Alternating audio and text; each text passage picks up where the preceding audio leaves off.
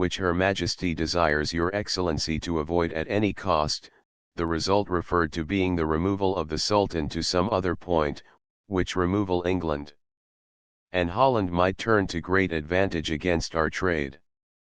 As to the measures proposed in letter number 16, for the benefit of the national commerce, Her Majesty will determine which is fit, notifying Your Excellency in due season. Meanwhile you should keep in mind, that as long as the Sulus man their ships with slaves, Your Excellency should prohibit them from trading in Zamboanga and all other places within the dominions of Her Majesty, whenever the ships which they use shall be manned in whole or in part with slaves who are subjects of Spain. Concerning the Treaty of Peace, Protection, and Commerce, a copy of which is enclosed in letter number 20, Her Majesty has been pleased to resolve, after careful examination, that it be forwarded with favorable comment to the Ministry of State for the approval of the Cortes and the ratification of Her Majesty, all of which will be communicated to Your Excellency in due time, its policy being carried out and its intent carefully observed in the meanwhile, for the purpose of determining whether there is anything to amend or correct by means of further negotiation, which would be considered as an appendix to the treaty. In view of the explanations concerning the first article of the aforementioned treaty furnished by the Commissioner of the Negotiation, Her Majesty commands me to repeat to Your Excellency the necessity for carrying out the policy which is prescribed to Your Excellency with regard to acquisition and conquest, in order to claim those lands referred to in the explanations, if perchance such claim should be advisable for the purpose of acquiring some point of military or mercantile value, or in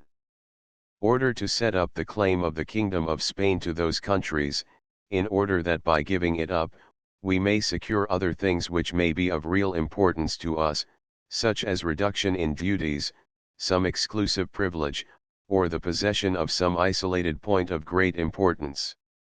The predecessor of Your Excellency, by addressing to this ministry all communications bearing on this matter, has merited the approbation of Her Majesty, because he has avoided many unnecessary steps and useless delay, and thus Your Excellency will continue to do, in the manner herein indicated.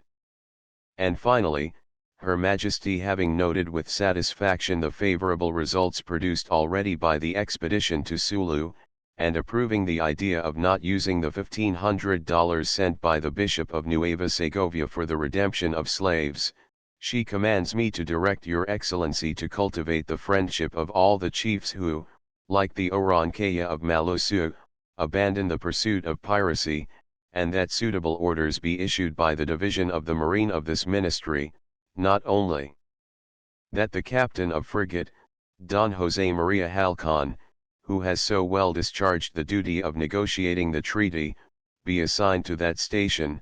but that he also be duly rewarded for his services as such commissioner, Her Majesty not failing to express the gratitude with which she declares her appreciation to the predecessor of Your Excellency, the aforementioned Don Pedro Antonio Salazar.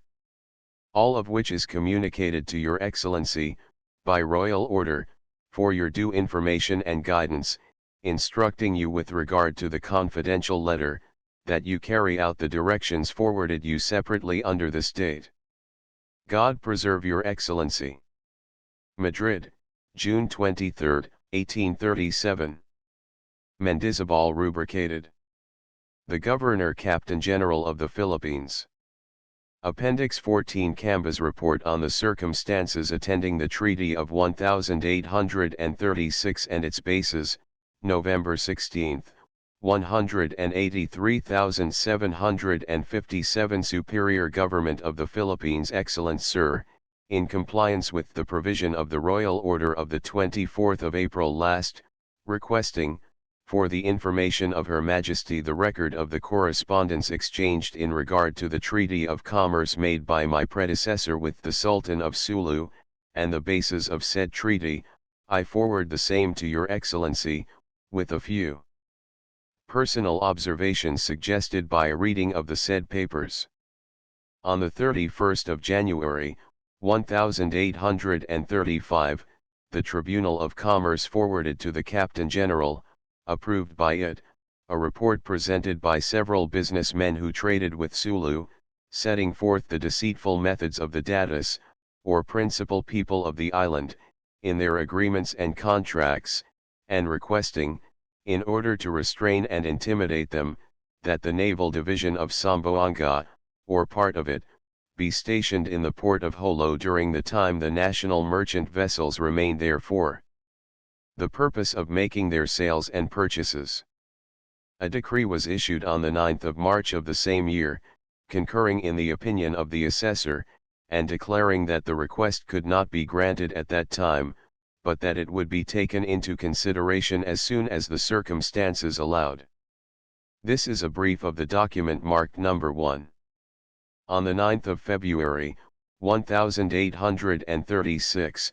José Dugiles, who had sold goods on credit to the amount of 8,000 pesos to the Holo people, and despaired of getting paid, presented a new petition, similar to that which had been sent 11 months before. The Chamber of Commerce approved it,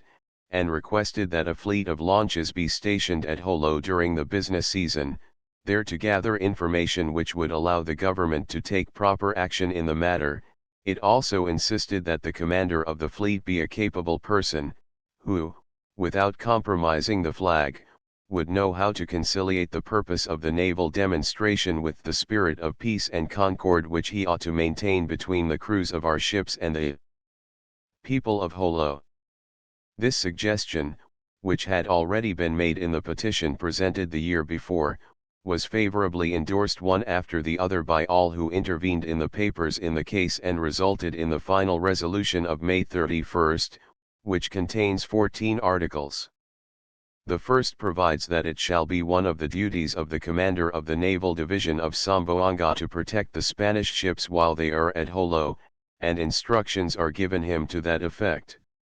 The second appoints Captain of Frigate José Maria Halcon to take charge, temporarily, of the command of the division of Samboanga, and establish relations of friendship and commerce with the Sulu people.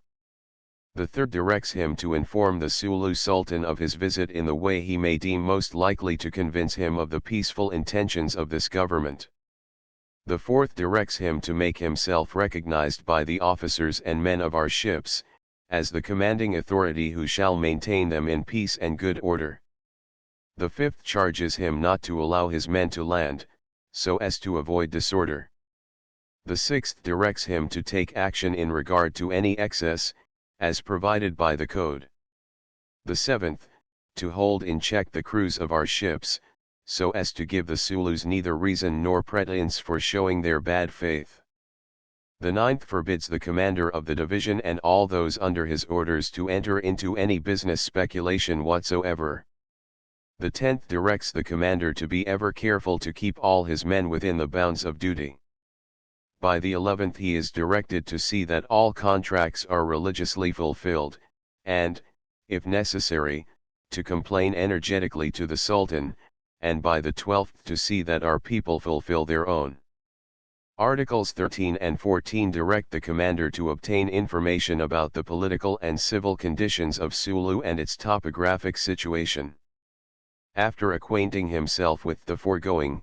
Captain José Maria Halcon inquired what would be the minimum importation duty in Manila for articles proceeding from Sulu, and asked for instructions in regard to the importation of arms and ammunition into Sulu by our ships.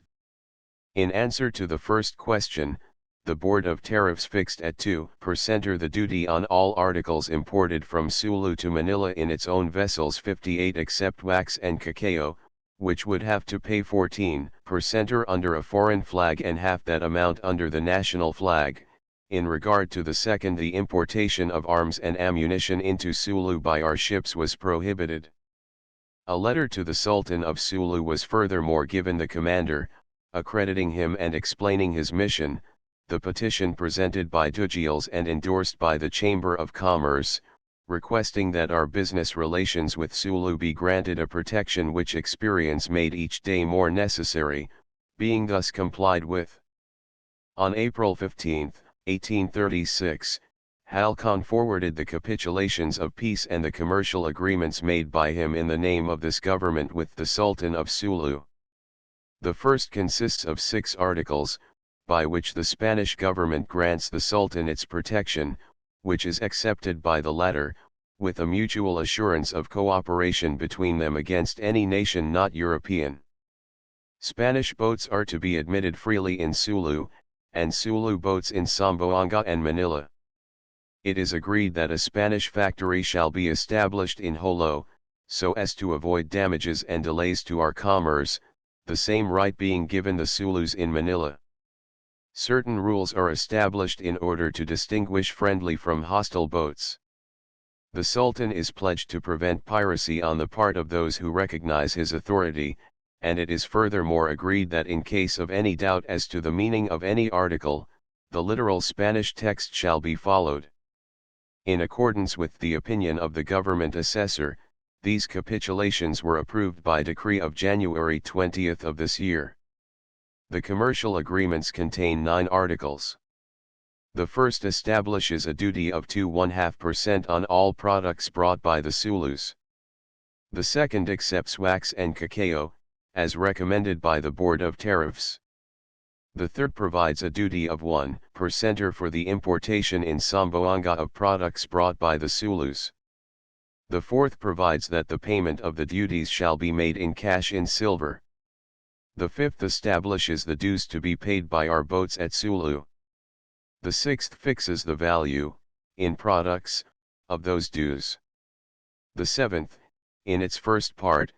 declares, that all Sulu boats trading without a license shall be treated as smugglers, under the law of the kingdom. In its second part it also requires our boats to show a bill of lading in accordance with the cargo, on pain of a fine of 500 Cuban pesos, 2/3 to go to the Sultan and 1/3 to our exchequer. The eighth provides that if the duties are reduced in Manila and Zamboanga on the articles coming from Sulu, the same shall be done in Sulu, and that if the Sultan reduces the dues on foreign ships, he shall do the same for ours. The ninth provides that in case of doubt the literal Spanish text shall be followed. After hearing the opinions of the Boards of Commerce and Tariffs, and in accordance with that of the assessor, the foregoing was approved by decree of the 20th of January of this year, with a small reduction of 0.5% on the duties to be paid by the Zulus in Manila, and an explanation of the proceeding to be followed for the appraisement of their cargoes in Zamboanga and in Manila. Shortly before this ratification by the government, it was decreed on the 13th of January, at the request of Commissioner Halcon, that in order to avoid trouble between this government and that of Sulu, the captains and supercargoes of the Spanish ships should give no credit to the Zulus, except with the authorization of the Sultan, under the penalty of being barred from claiming his protection or that of the Spanish government for the collection of such credits, and that all settlements of the pay of the crews of our ships should be so made as to avoid the abuse of paying them in kind, instead of currency. Such is the information which I have found, and am forwarding to Your Excellency in regard to the treaties mentioned. The leading idea in said treaties is one of distrust towards the people of Sulu, on account of their treacherous, cruel, and perfidious nature. As this is the only idea which prevails in all our relations with the island, as well as in the Royal Order of August 28, 1751, and the documents attached thereto, without referring to older time, I cannot be persuaded that the policy of peace and alliance adopted with the Sultan of Sulu can give our shipping and commerce any substantial and permanent advantage. Several royal decrees find fault with such treaties and even order them to be revoked in case they have been made, and to justify departure from these sovereign instructions, given with a true knowledge of the facts, and in accordance with the opinion of the illustrious members of the Cabinet, there must now be some powerful political reason which I cannot discover. If we take into consideration the very weak authority of the Sultan over his subjects, and the scarcity of his means in the midst of datus or chieftains who, with their families and slaves, constitute distinct communities which are haughty, ambitious, and dangerous to him, we find that there is in Sulu no moral force on which to rely for the execution of a treaty, even should there be the best faith and goodwill on the part of the Sultan. Furthermore, Sulu and the small adjacent islands produce nothing, even the rice and fish which the people use for their food come from our neighboring possessions. What business reasons are there therefore, capable of calling our attention, or whose profits would pay the expenses of a fleet placed in observation there? All the produce of the islands consists of bêche de mer and shell which are gathered by the slaves. 59 The clothing and foodstuffs are furnished them, on credit, by our own ships. Gold, wax, and edible nests come from Mindanao. Hence commerce is confined to a season outside of which our ships never go near Sulu. There is therefore little advantage to be derived by our commerce from these treaties, and this is confirmed by the communication just received by me from the commander of the Samboanga division, which I enclose as number 6. It betrays complete disappointment, and shows the wisdom of the instructions given in the above-mentioned royal decrees. The policy which we ought to follow with the Sulus is one of continual and perspicacious caution, with well-conditioned, well-situated, and well-commanded naval forces, ready to obtain at once satisfaction for any offense to our flag, and I believe that this could be done without much trouble, by using steamships, as the Dutch have done in their settlements in the Moluccas, where they suffered from the piracy of the Moros much as we do in the Philippines. The foregoing information covers, I believe, all the points mentioned in the Royal Order of April 24 last, and which are the object of the present communication and of the documents which I enclose therewith. May God keep Your Excellency many years. Manila, November 16, 1837. Andrés G. Camba. His Excellency the Secretary of State and of the Department of the Navy, Commerce, and Colonies. Appendix 15 Camba's report to the Colonial Office discussing the difficulties of commerce with Sulu and the advisability of making Samboanga a free port, February 23, 183,860 Superior Government of the Philippines. Excellent Sir, I acknowledge to Your Excellency the receipt of 2 royal orders dated the 23d of June of last year, which, with reference to the treaties made with the Sultan of Sulu, have been transmitted by your ministry, one replying to the 7 communications marked A which my predecessor made in connection with the same subject, the other confidential, and indicating the policy and measures that should be carried out with the said Sultan of Sulu and the Sultan of Mindanao. In communication numbered 5, and dated November 16 last, in compliance with one of the provisions of Royal Order of last April, I made a minute report accompanied by documentary evidence, of the antecedents which I encountered relative to Sulu affairs, and at the same time, could not but intimate in this connection how little I expected as a result of our treaties, because experience had already caused me to be suspicious, and also because the various royal orders toward the close of the past century confirmed me in this idea. 61 And indeed the losses which all our commercial expeditions experienced during the first year of these treaties, the vexations they suffered and the risks to which the crews as well as the vessels and their cargoes were exposed during their stay in Holo, have fully borne out this view. Many are the measures and documents which we have here, in which this same fact is laid down, many are the royal decrees in which, in recognition of this fact, the governors of the Philippines have even been authorized, by every means in their power and without counting cost or difficulty, to punish severely the intrepidity of those infidel barbarians. In order to arouse and interest the royal conscience on that point, it was requisite that there should be repeatedly presented through various channels and at distinct times substantiated accounts, non-conflicting and extremely painful, of the various parricides, cruelties, and vexations, with which those barbarians have kept the Philippine Islands in the south in a state of fear and depression, and needful also was it that there should have been employed, in vain, on account of the religion and the policy of our ancestors, those gentle measures of peace and union which no civilized people could resist, but which are ineffectual with barbarous nations who know no other right than that of force. From the 14th of April, 1646, when we abandoned possession of Sulu, which our arms had so gloriously conquered, making a treaty of peace whereby the Sulus bound themselves to pay us annually, as tribute,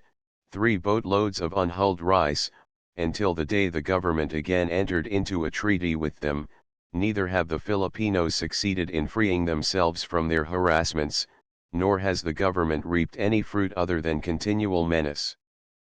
The English have had the same experience with the perfidy and bad faith of those islanders. After having formed, in the island of Balambangan by a concession made by the Sulus, a settlement destined to be the emporium for the products of the East in connection with their China trade, for which this island offers 2 good ports, they were 2 years afterwards surprised by the Sulus themselves, who, knowing the English had dispatched their vessels, took advantage of their absence by taking possession of the island and the fort constructed therein, also a great deal of booty, which cost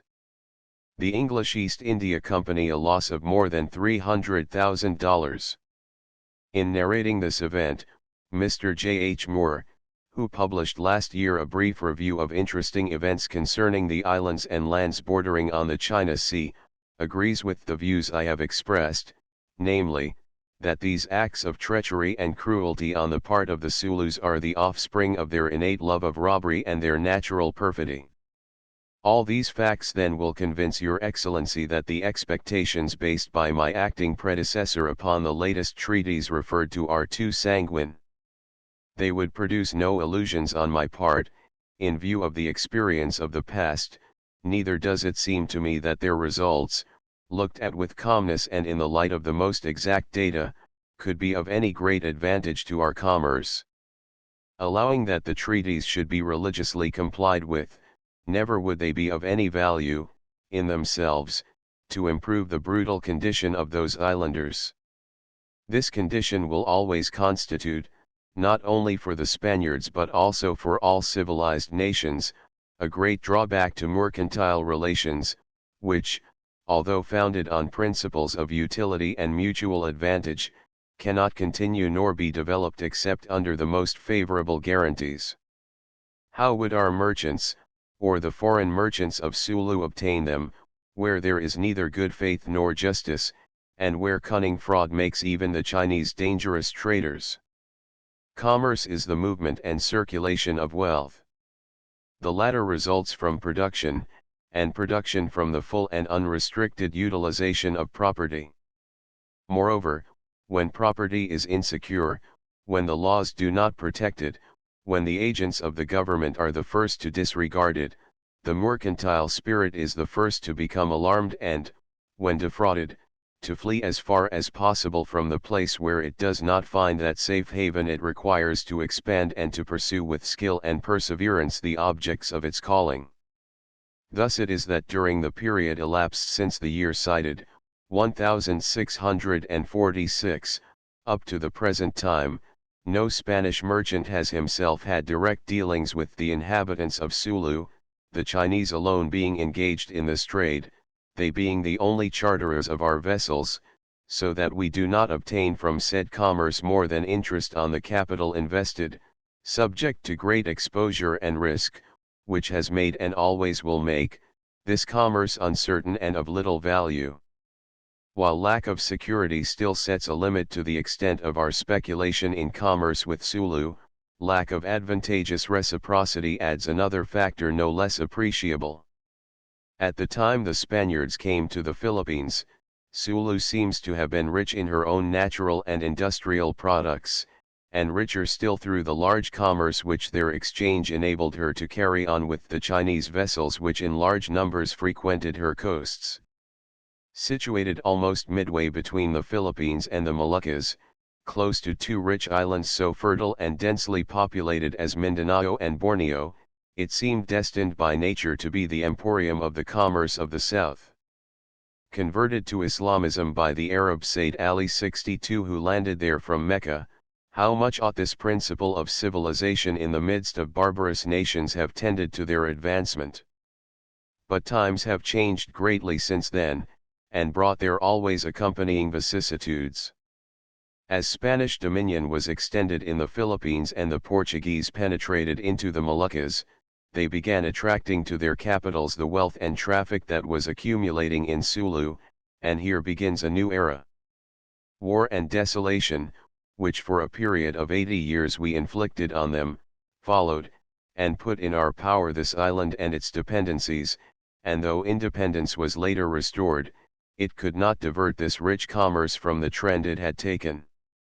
Meanwhile, their wars and internal dissensions resulted in corrupting their customs, and there only remained for them the habit of piracy, which ever since our appearance, they had embraced for the purpose of harassing us. Since then Sulu has been converted into a refuge for pirates allured by its favorable position, and these barbarians, being more solicitous of carrying on their devastations than of cultivating their land, have not ceased to be the greatest scourge of our inhabitants of the south. This explains the impossibility of obtaining from them by entreaty anything in the way of peace and tranquility, which to them as well as to us would be so beneficial. For this reason, Sulu, which contains a population of pirates and slaves, is nothing more than a shipping point where certain products are collected from the other islands of the south. It is surrounded by islands and islets, which form the archipelago bearing its name, and has a length from east to west of about 10 leagues, a width of 4.5, and a circumference of 32. The total population credited to the archipelago is from 149,000 to 150,000 souls, 6,800 of which inhabit Holo, and in this number are included 800 Chinese. The houses, or rather huts, of the principal place, are estimated to number 3,500, and that of the petty king, called Sultan, cannot be distinguished from the rest except for its greater size, all of bamboo and nipa, weak and poor as their owners, but with cannons of various calibers which mark the residences of the datus, descendants of the petty kings, and who themselves constitute the oligarchy of their government. I have already stated that the Sultan can do nothing, all matters being decreed by the convention, or rum bicara of the datus, where the owner of the greatest number of slaves always decides the questions. 63 Wealth, influence, and power, are measured among them solely by the number of slaves, and this is why they cannot but be pirates, in order to acquire this wealth, nor can they offer any guarantee, if it must be accompanied by the renunciation of this pursuit. By this picture, which is corroborated by the Englishman Moore in his description of Sulu, it will be seen that we can expect nothing from our present relations with Sulu in the way of securing the tranquility and prosperity of our islands of the south. Neither is a system of continual hostility the best way of procuring these precious gifts, but the promotion and throwing open of avenues of commerce, directing it to one of our ports, which, in view of its position, ought to be Zamboanga, and in this I coincide with the views of my predecessor. Zamboanga, with a different organization, the concession of a free port for all the products from the south and those brought in champagnes from China, and the free admission of the exiles who seek refuge there as well as the Chinese traders, aiding the former in establishing themselves, and exempting the latter from all taxes for the first 10 years, would be, in all probability, the most suitable point to which to divert from Sulu the little transit business which remains, to guard, from a shorter distance, against the piracy of its inhabitants, and to bring them in the course of time, perhaps, to a more humane mode of living. But all this requires first the planning of a suitable and adequate system which, bringing nearer to the islands of the south the protection and vigilance of the government of the capital by means of a subordinate government embracing its chief characteristics, would relieve those precious islands from the calamities which up to the present time they have suffered by reason of their remoteness and possibly also because of our neglect. This plan, which I desire to combine with a forward movement in the great and rich island of Mindanao, a large part of whose coast is surrounded by the districts of the Corregidors 64 of Caraga and Misamis, will bring about without doubt a new and happy era for the Filipinos of the South, and place, without the sacrifice of people or money, a large number of faithful subjects under the illustrious government of Her Majesty, furnishing the same also with a greater abundance of resources. To this end I shall hold in view and faithfully observe the policy which Her Majesty outlines in her confidential royal order, to which I reply, its application will be the constant object of everything I decree and execute.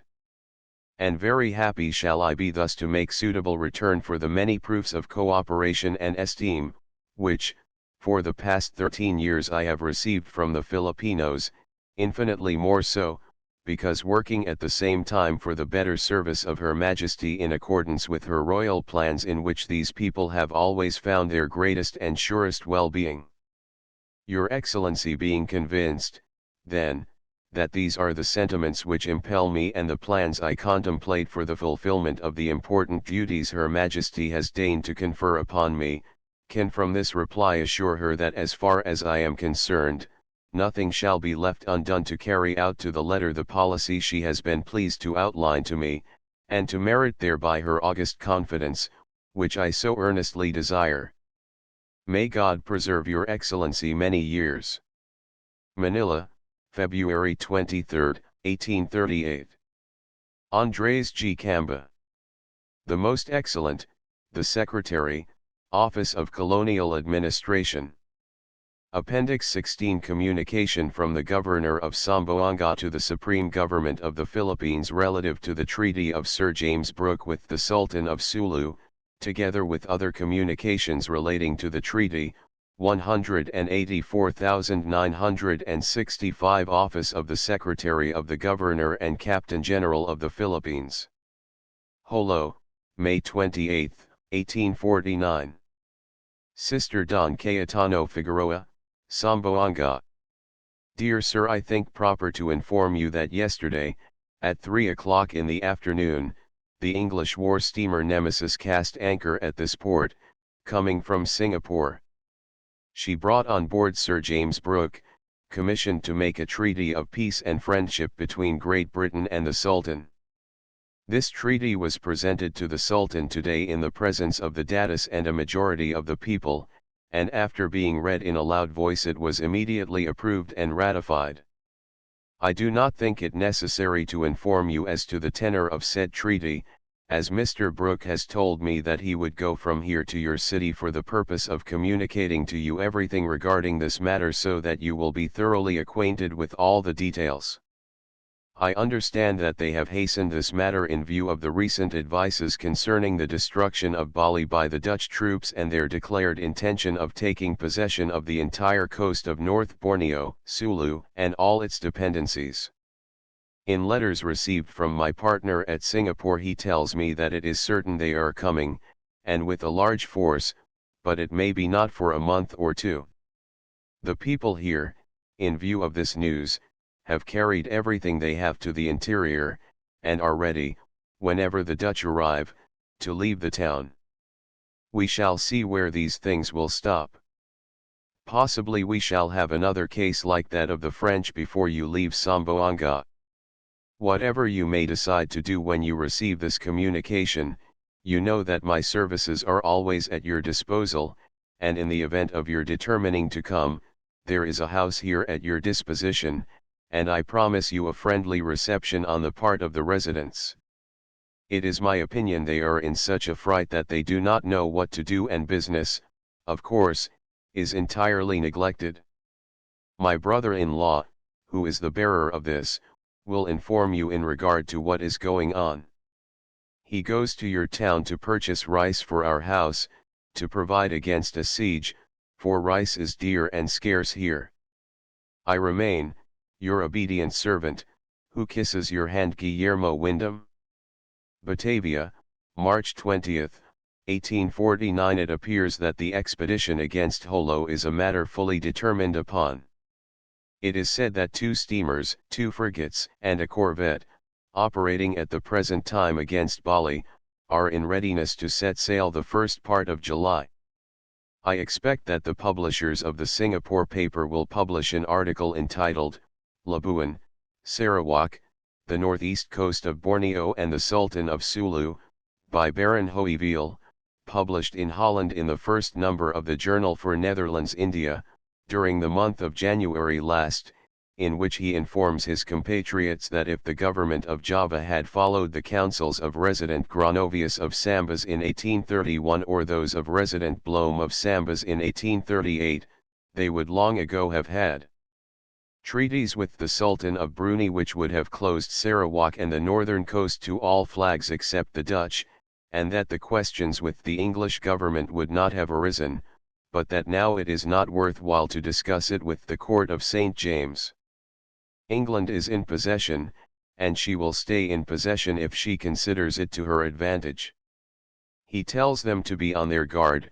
because if they do not have a care the English will make another move, and he indicates the point which calls for immediate and indispensable protection, namely, the northeast coast of Borneo, that is to say, from Sampan Manji Point to the Cape of Kumonan, the Straits of Makassar, which he says are tributary to the Sultan of Sulu. He gives information concerning the different stations for the principal departments, Malsidu, or Kinabalu, Manjador, and Tyroen, designating the Bay of Sandakan for the first establishment, as soon as they have taken possession of this side. He enumerates the products of this part of the world, the pearls, the diamonds, the iron and gold mines, the birds' nests, the trepang, etc., so that he has strongly influenced the minds of the Dutch. And he concludes by stating that in the next article of his paper he will discuss the Sultan's possession in relation to the government of the Dutch Indies, offering some suggestions as to how his countrymen may avail themselves of the advantages of this rich territory. It is a truly interesting article and appears to me no less curious than reasonable. The editor of the Journal of the Eastern Archipelago will do a good service to his countrymen by making a translation of it, but it must be done very soon. I am too busy to write a paper of such length, otherwise it would have given me pleasure to send you one for your own use. I reiterate the necessity for dispatch, for I really believe that the Dutch government will work for its own interests in accordance with the plans which the Baron has marked out. The English will not relish the idea of their Oriental government sleeping and permitting the Sultan to make, under coercion, a treaty such as must be made in order to forward the plans of Van Hoeveel.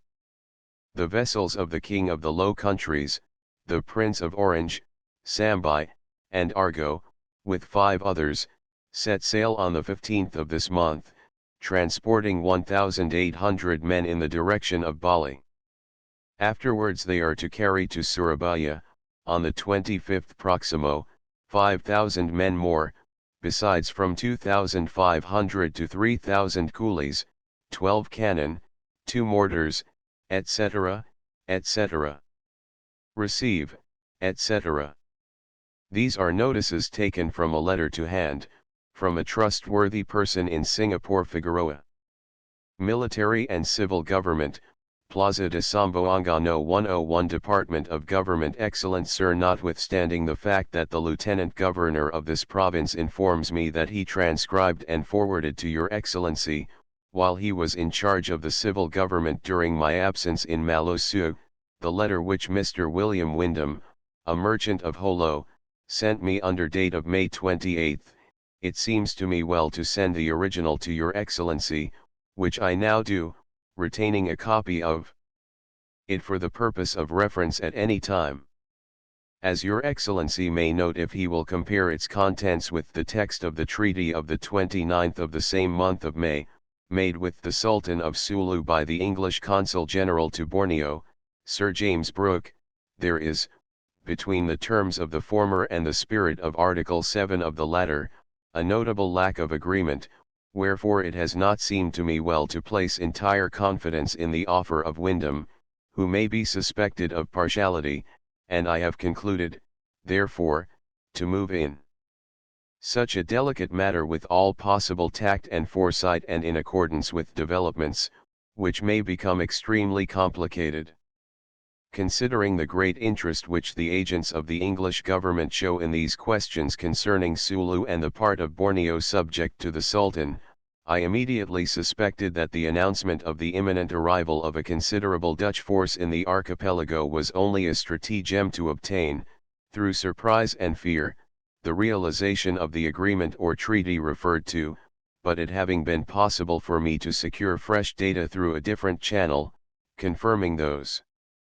which Wyndham furnished me, which latter I obtained through Mr. Brooke and the captain of the Nemesis, and herewith transmit to your Excellency. I am of the opinion now that the expedition of the Dutch to Jolo is an enterprise fully determined upon, although it may very well be delayed or postponed by fortuitous circumstances difficult to foresee.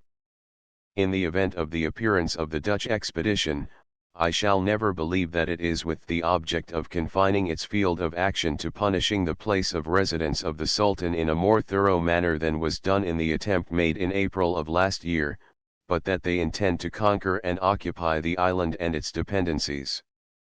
If this should be so, I am equally of the opinion that the government of your Excellency, notwithstanding its conspicuous firmness and well-known energy, will not succeed in getting them to recede from their purpose, as everything goes to show they have determined to carry it out in the face most assuredly of our known and declared rights and claims to the rule of that land.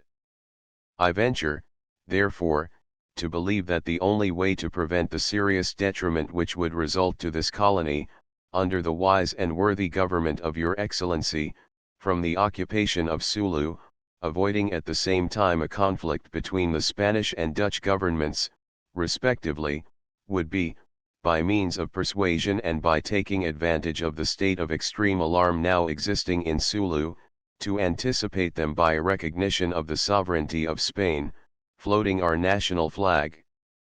under guarantees which would make impossible, without manifest violence, this proposed unprecedented aggression. I am convinced that besides flying the national flag and having the sovereignty of Spain recognized in a formal manner, the principal guarantee must be, and I shall require it unconditionally, that they shall agree to let us garrison with Spanish troops the principal fort of Sulu, the residence of the Sultan. To this end I have decided to embark in the pilot boat Pasig and make my way to Jolo without delay, where, if I do not obtain the results which I have here set forth, it will certainly not be through lack of zeal and activity, but through encountering obstacles beyond my control or influence, and owing to difficulties incident to the temperament of those people and the ancient prejudices which, owing to a series of events stretching through centuries, they feel towards us, as is only too well known to your Excellency. To aid me in these operations and to meet possible contingencies, since there will be needed there, in case of success, an expert and trustworthy officer, and to carry out reconnaissances and make plans which cannot fail to be always of the greatest usefulness to the government at Manila, I shall invite the chief of engineers of this place, Don Emilio Bernaldez, to accompany me, if the exigencies of the service do not demand his presence here and at Pasinan. All of which I have the honor to lay before your Excellency in the hope that it may merit your entire approval. May God preserve your Excellency many years. Samboanga, June 8, 1849. Cayetano Figueroa. His High Excellency the Governor and Captain General of these Philippine Islands. Office of the Secretary of the Governor and Captain General of the Philippines. Samboanga, June 5,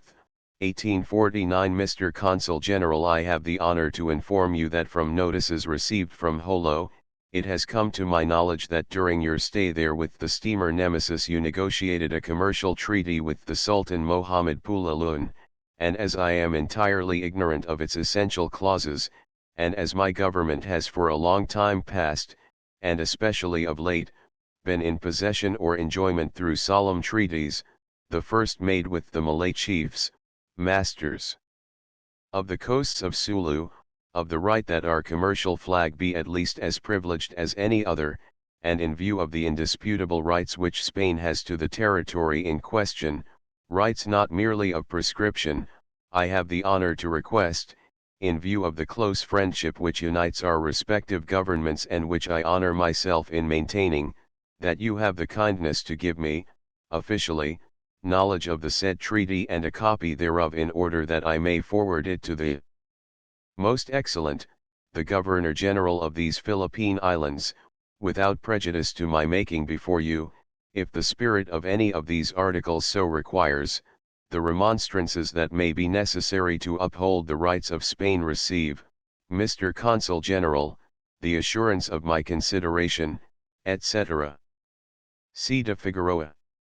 To Sir James Brooke, Consul General of Her Britannic Majesty in Borneo and Governor of Labuan. HMS Nemesis, June 3, 1849. Sir, I have the honor to reply to your communication of this date, and as the quickest way to furnish your Excellency with the information desired, I enclose herewith a copy of the agreement recently made with the government of Sulu. It would be unprofitable to discuss at this time the rights of Spain to which you make allusion, and the interests of Great Britain, which are involved, but as the best means of preserving the cordial relations which should always exist between the public servants of our respective governments, I propose to forward our present correspondence to the Secretary of Foreign Affairs of Her Britannic Majesty. Nevertheless, permit me to say that my opinion is that the interests of Spain and of Great Britain in these seas should be considered entirely harmonious and equally opposed to any system of oppression or of monopoly. I have the honor to be, with the greatest consideration, Sir, your obedient servant, Brooke, Commissioner and Consul General. To His Excellency C. de Figueroa, Governor of Zamboanga. Her Majesty, the Queen of the United Kingdom of Great Britain and Ireland, desirous of encouraging commerce between her subjects and those of the independent princes in the eastern seas, and of putting an end to the piracy which has up to this time hindered said commerce, and His Highness the Sultan Mohammed Pulalun, who occupies the throne and governs the territories of Sulu, animated by like sentiments and desirous of cooperating in the measures which may be necessary for the achievement of the objects mentioned, have resolved to place on record their determination on these points by an agreement which contains the following articles. Article 1. From now on there shall be peace, friendship, and good understanding between Her Majesty the Queen of Great Britain and Ireland and His Highness Mohammed Pulalun, Sultan of Sulu, and between their respective heirs and successors, and between their subjects. Article 2. The subjects of Her Britannic Majesty shall have complete liberty to enter, reside, carry on business, and pass with their merchandise through all parts of the dominions of His Highness the Sultan of Sulu, and they shall enjoy in them all the privileges and advantages with respect to commerce or in connection with any other matter whatever which are at this time enjoyed by, or which in the future may be granted to, the subjects or citizens of the most favored nation, and the subjects of His Highness the Sultan of Sulu shall likewise be free to enter, reside, carry on business, and pass with their merchandise to all parts of the dominions of Her Britannic Majesty, in Europe as well as in Asia, as freely as the subjects of the most favored nation, and they shall enjoy in said dominions all the privileges and advantages with respect to commerce and in connection with other matters which are now enjoyed by, or which in the future may be granted to, the subjects or citizens of the most favored nation. Article 3. British subjects shall be permitted to buy, lease, or acquire in any lawful way whatever all kinds of property within the dominions of His Highness the Sultan of Sulu, and His Highness extends, as far as lies within his power, to every British subject who establishes himself in his dominions, the enjoyment of entire and complete protection and security to person and to property, as well any property which in the future may be acquired, as that which has already been acquired prior to the date of this agreement. Article 4. His Highness the Sultan of Sulu offers to allow the war vessels of Her Britannic Majesty and those of the India Company to enter freely the ports, rivers, and inlets situated within his dominions, and to permit said vessels to supply themselves, at reasonable prices, with the goods and provisions which they may need from time to time. Article 5. If any English vessel should be lost on the coasts of the dominions of His Highness the Sultan of Sulu, the latter promises to lend every aid in his power for the recovery and delivery to the owners of everything that can be saved from said vessels, and His Highness also promises to give entire protection to the officers and crew and to every person who may be aboard the shipwrecked vessel, as well as to their property. Article 6. Therefore, Her Majesty the Queen of the United Kingdom of Great Britain and Ireland, and the Sultan of Sulu, bind themselves to adopt such measures as lie within their power to suppress piracy within the seas, islands, and rivers under their respective jurisdiction or influence, and His Highness the Sultan of Sulu binds himself not to harbor or protect any person or vessel engaged in enterprises of a piratical nature. Article 7. His Highness the Sultan of Sulu, for the purpose of avoiding in the future any occasion for disagreement, promises to make no cession of territory within his dominions to any other nation, nor to subjects or citizens thereof, nor to acknowledge vassalage or feudality to any other power without the consent of Her Britannic Majesty. Article 8. This treaty must be ratified, and the ratifications will therefore be exchanged in holo within 2 years from date. Home copy Brooke approved, etc. Signed and sealed May 29, 1849. Samboanga, June 5, 1849. Mr. Consul General, I have received the letter which you have done me the honor to send under date of the day before yesterday in reply to mine, and I acknowledge receipt of copy of the treaty which you negotiated with His Highness the Sultan of Sulu on the May 29th last. I have no remarks to make, Mr. Consul General, with respect to the first 6 articles of the treaty, for the clauses they contain are not of such an urgent character that my government cannot postpone their discussion if it so deems advisable, but I might perhaps create in the future serious embarrassment to our respective governments should I allow Article 7 to pass unnoticed. It establishes 2 principles of the most vital importance. First, His Highness the Sultan binds himself to recognize the sovereignty of no power without previously notifying Her Britannic Majesty, and, second, to make, likewise, no cession of the least portion of the territory of his dominions to any state, person, or corporation. With relation to the first point, and waiving for the moment the question whether, because the Sultan is in possession, with slight exceptions, of the coast of Sulu, this island must be regarded as his exclusive domain, it is my duty, Mr. Consul General, to inform you that for a long time past the said Sultan of Sulu has admitted and acknowledged himself to be under the protection of Her Catholic Majesty, recognizing the sovereignty of Spain in a public way and in official documents which His Excellency the Governor-General of these Philippine Islands will be able to produce at the proper time and place.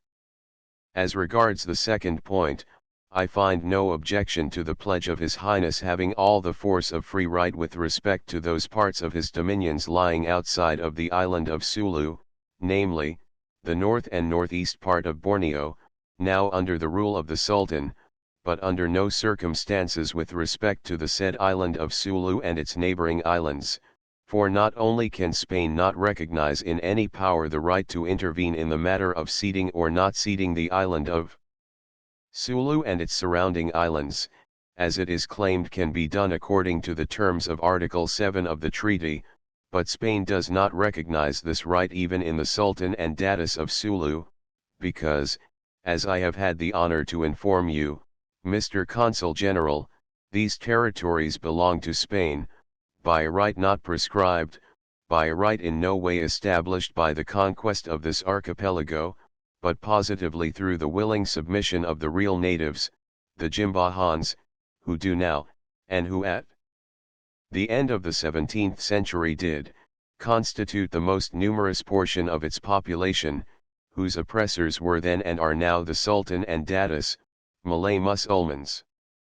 At this very time the chief of the Jimbahans, this unfortunate and enslaved race, cherishes with respect and veneration his loving remembrance of Spain and holds in his possession the proofs of what I assert. This fact established, Mr. Consul General, I am forcibly constrained to protest, which I accordingly do, against every claim in its favor by your nation on the terms of the said Article 7 of the treaty referred to of May 29 of the present year, since it prejudices the incontestable and recognized rights of the Crown of Spain to the sovereignty of the territory of the island of Sulu and its surrounding islands, and to its sovereignty over the present possessors of the coasts of this archipelago, begging that you will kindly acknowledge receipt of this letter in order to cover my responsibility to my government. Receive, again, Mr. Consul General, the assurances, etc. C. de Figueroa. To Sir James Brooke, Consul General for Her Britannic Majesty in Borneo and Governor of Labuan. HMS Nemesis, June 5, 1849. Sir, I have the honor to acknowledge receipt of your communication, and as the matter in question will probably have to be discussed between our respective governments, I think it better not to take up the objections raised by you in connection with Article 7 of the treaty recently negotiated with His Highness the Sultan of Sulu. I have the honor to be, with great consideration, Sir, your obedient servant, Brooke, Commissioner and Consul General. To His Excellency, Colonel C. de Figueroa, Governor of Zamboanga.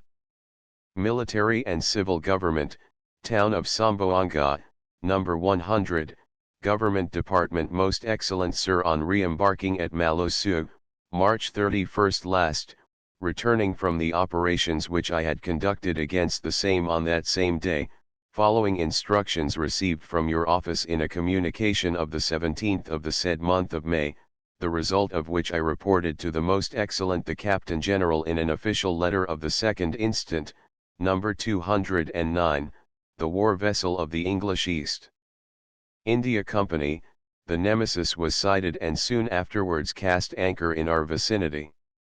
Aboard the vessel was Sir James Brooke, Consul General for his country in Borneo and Governor of Labuan, and as a result of a long conference I had with the latter gentleman in regard to recent events in Sulu, which conference it was agreed to continue in this place immediately upon my arrival here, I gave him, successively, the two communications of which I attach copies. With them I send to your Excellency letters dated the 3rd and 5th instant, replying to mine in terms that your Excellency will see embodied in the two original letters of corresponding dates, which I likewise enclose herewith, retaining copies of them, as also an authorized copy of the treaty or agreement of the 29th of last May, also enclosed, feeling confident that the indulgence of your Excellency will approve my action in this delicate matter. May God preserve your Excellency many years. Zamboanga, June 6, 1849. Cayetano Figueroa. The Most Excellent, the Governor and Captain General of the Philippines. Copies Jose Maria P. Naranda, His Flourish. Appendix 17, Communication from the Supreme Government of the Philippines to the Secretary of State, relative to the Treaty of Sir James Brooke with the Sultan of Sulu, August 16, 184,966. Office of the Captain General and Governor of the Philippines. To His Excellency, the Secretary of State and of the Office of Gobernation of the Kingdom, I have the honor to state the following, on this date, and under number 499. By the communications which I had the honor to send your Excellency from Zamboanga on the 23rd of June and 4th of July last, and that of the General Second in Command, number 482, your Excellency must have been informed of the treaty which has been made in Holo by the Englishman Sir James Brooke, of the answer of the Governor of Zamboanga to the latter and his negotiation with the Sultan and Datus to have the treaty left without effect, without obtaining the least satisfaction. It will therefore be necessary that the question be settled between the two cabinets, and I believe that Holland will take our part, as she has an ill feeling against England on account of the latter's usurpations in Borneo, contrary to the spirit of the Treaty of March 17, 1824, between the two countries, and must fear to see her rich possessions surrounded by those of so powerful a rival. The communications of Her Majesty's Consul in Singapore and his confidential correspondence with the Governor-General of Java, which he has forwarded to the Secretary of State, show that the Dutch government wishes to maintain the most friendly relations with Spain. Although the English press in Singapore and Hong Kong are still speaking of a Dutch expedition against Jolo, nothing has been done hitherto, and the favorable season for such an expedition has passed. As the correspondence between Brooke and the governor of Zamboanga will probably play an important part in the future correspondence with the British government, I believe it is my duty to submit a few remarks in regard to the action taken by the said governor. Notwithstanding that the objections, which he submitted to Brooke in regard to Article 7 of the treaty, were well founded, he ought not to have entered upon such a discussion, and much less to have particularized it in such a way. He ought to have protested against the treaty as a whole, and to have declared it null, as made without the consent of Spain, which holds not only a protectorate, but sovereignty or dominion over the territory. The second defect that I find in the same letter to Brooke, is his basing our right to the sovereignty over Sulu on the free submission of the true natives of the Jimbahan race, who live in the interior of the island and are oppressed by the Sultan and the Datus. Although there is some truth in that statement, and we might take advantage of this element in case of a war with the Sultan, I believe that it ought not to have been made under the present circumstances, as, on the same principle, we would invalidate the rights founded by us on the different treaties made by Spain with the Sultan and Datus of Sulu. The acknowledgement made by the latter of the sovereignty of Spain during over 2 centuries and more especially in the treaties of 1646, 1737 and 1836, by the first of which they pledge themselves to pay, as vassals, a tribute of 3 boatloads of rice, as recorded in the archives, is a powerful argument in favor of our rights, which the Sultan has often confirmed in his communications to this government and in the passports which he gives his subjects, on printed forms supplied by my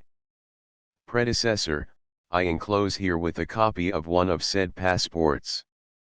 The British, who doubtless do not feel very certain about their rights, try to excuse their conduct through the press, as they did when they occupied Labuan by force.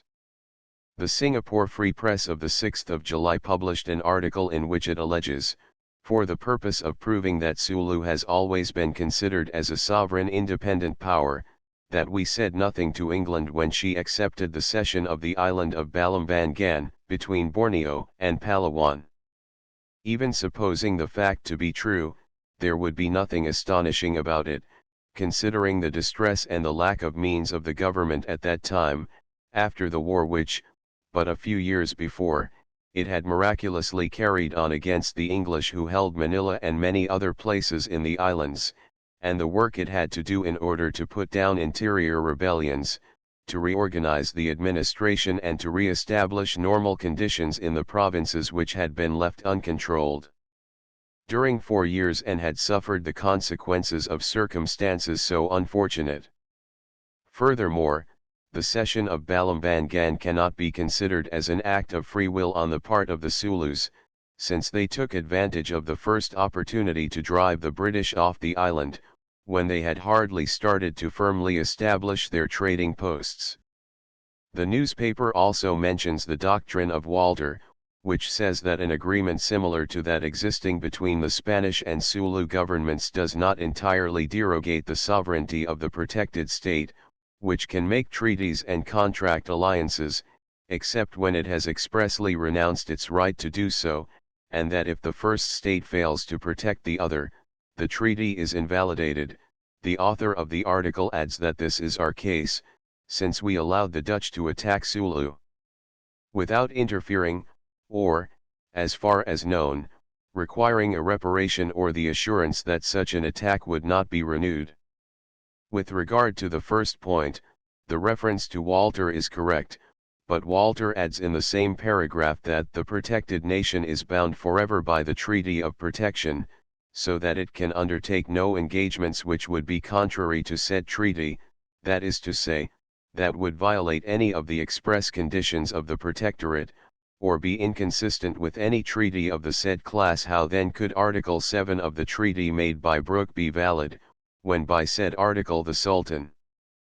pledges himself to recognize the sovereignty of no power without the previous consent of Her Britannic Majesty, and not to cede the smallest part of the territory of his dominions to any state, person, or corporation, said Sultan having already recognized the sovereignty of Spain and the rights of the latter over the greater part of his territory, in which the island of Palawan, which was ceded to us in the last century by the kings of Brunei, is included by mistake.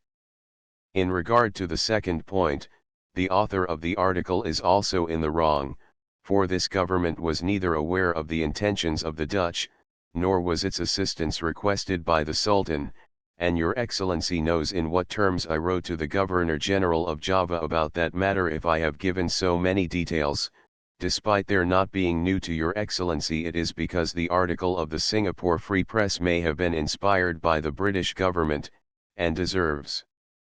therefore, not to be left unnoticed. In the event of which I am writing, Your Excellency will see the fulfillment of my predictions, and it may perhaps be only the prelude of events of still greater importance. Thus I cannot but earnestly recommend to Your Excellency's notice the necessity that the Governor of the Philippines have very detailed instructions or very ample powers to proceed as regards the southern regions in accordance with what he believes best suited to Her Majesty's interests and to the security of these rich possessions. In this connection I take the liberty of recommending to Your Excellency such action as our Sovereign the Queen may deem most wise on my communication, Consulta, number 359, and others relative to the same subject. Perhaps, as I mentioned in my communication of the 4th of July last, the only advantageous issue for us would be to send a strong expedition and to occupy Jolo, our action being warranted by the piratical acts committed by several small boats of Buil, Sulu. The Dutch may avail themselves of the same excuse and send an expedition before us, if, as is possible, other Panko's 67 Moro boats have gone south for the same purpose, but anyhow the behavior of the Sultan and Datus of Sulu would give us excellent reasons for taking action against them at any time. God keep Your Excellency many years. Manila, August 16, 1849. The Count of Manila. His Excellency, the Secretary of State and Gobernation. Appendix 18 Regulations relative to taxes and imposts on natives and immigrants in Sulu 68 General Government of the Philippines, Treasury Department, Manila, February 24, 1877. In view of the communications of the politico-military governor of Sulu of October 6 of last year, in which he suggests to this general government the concession of various exemptions in favor of the natives of these islands and of any Chin-A men who shall establish themselves in the said place, to the end that by this means there may be promoted the immigration which the interests of that island demand, in view of the reports issued in the premises by the Central Administration of Imposts, the Office of the Insular Auditor 69 and the Insular Departments of Civil Administration and the Treasury, and deeming it expedient, for the realization of the high purposes that required the military occupation of Jolo and for the progressive and efficacious development of the moral and material interests of this young colony, that there should be granted certain exemptions for the encouragement of the immigration thereto of the greatest possible number of inhabitants, this office of the General Government, in conformity with the suggestions made by the Treasury Department, and in accordance with the statements made by the Department of Civil Administration, disposes the following: 1. All immigrants to the island of Sulu, of whatever class, race, or nationality, who shall establish themselves definitively in the same, engaging in agricultural, industrial, or commercial pursuits, or in any art, trade, or occupation, shall be exempt during 10 years from all the contributions or taxes imposed, or which in the future may be imposed, upon the inhabitants of the Philippine archipelago. To the children of immigrants to Sulu, born in said island or who establish themselves there before becoming taxpayers in the pueblos of their birth, shall commence to pay taxes at the age of 25 years, but shall be exempt from military service so long as they reside in the said island.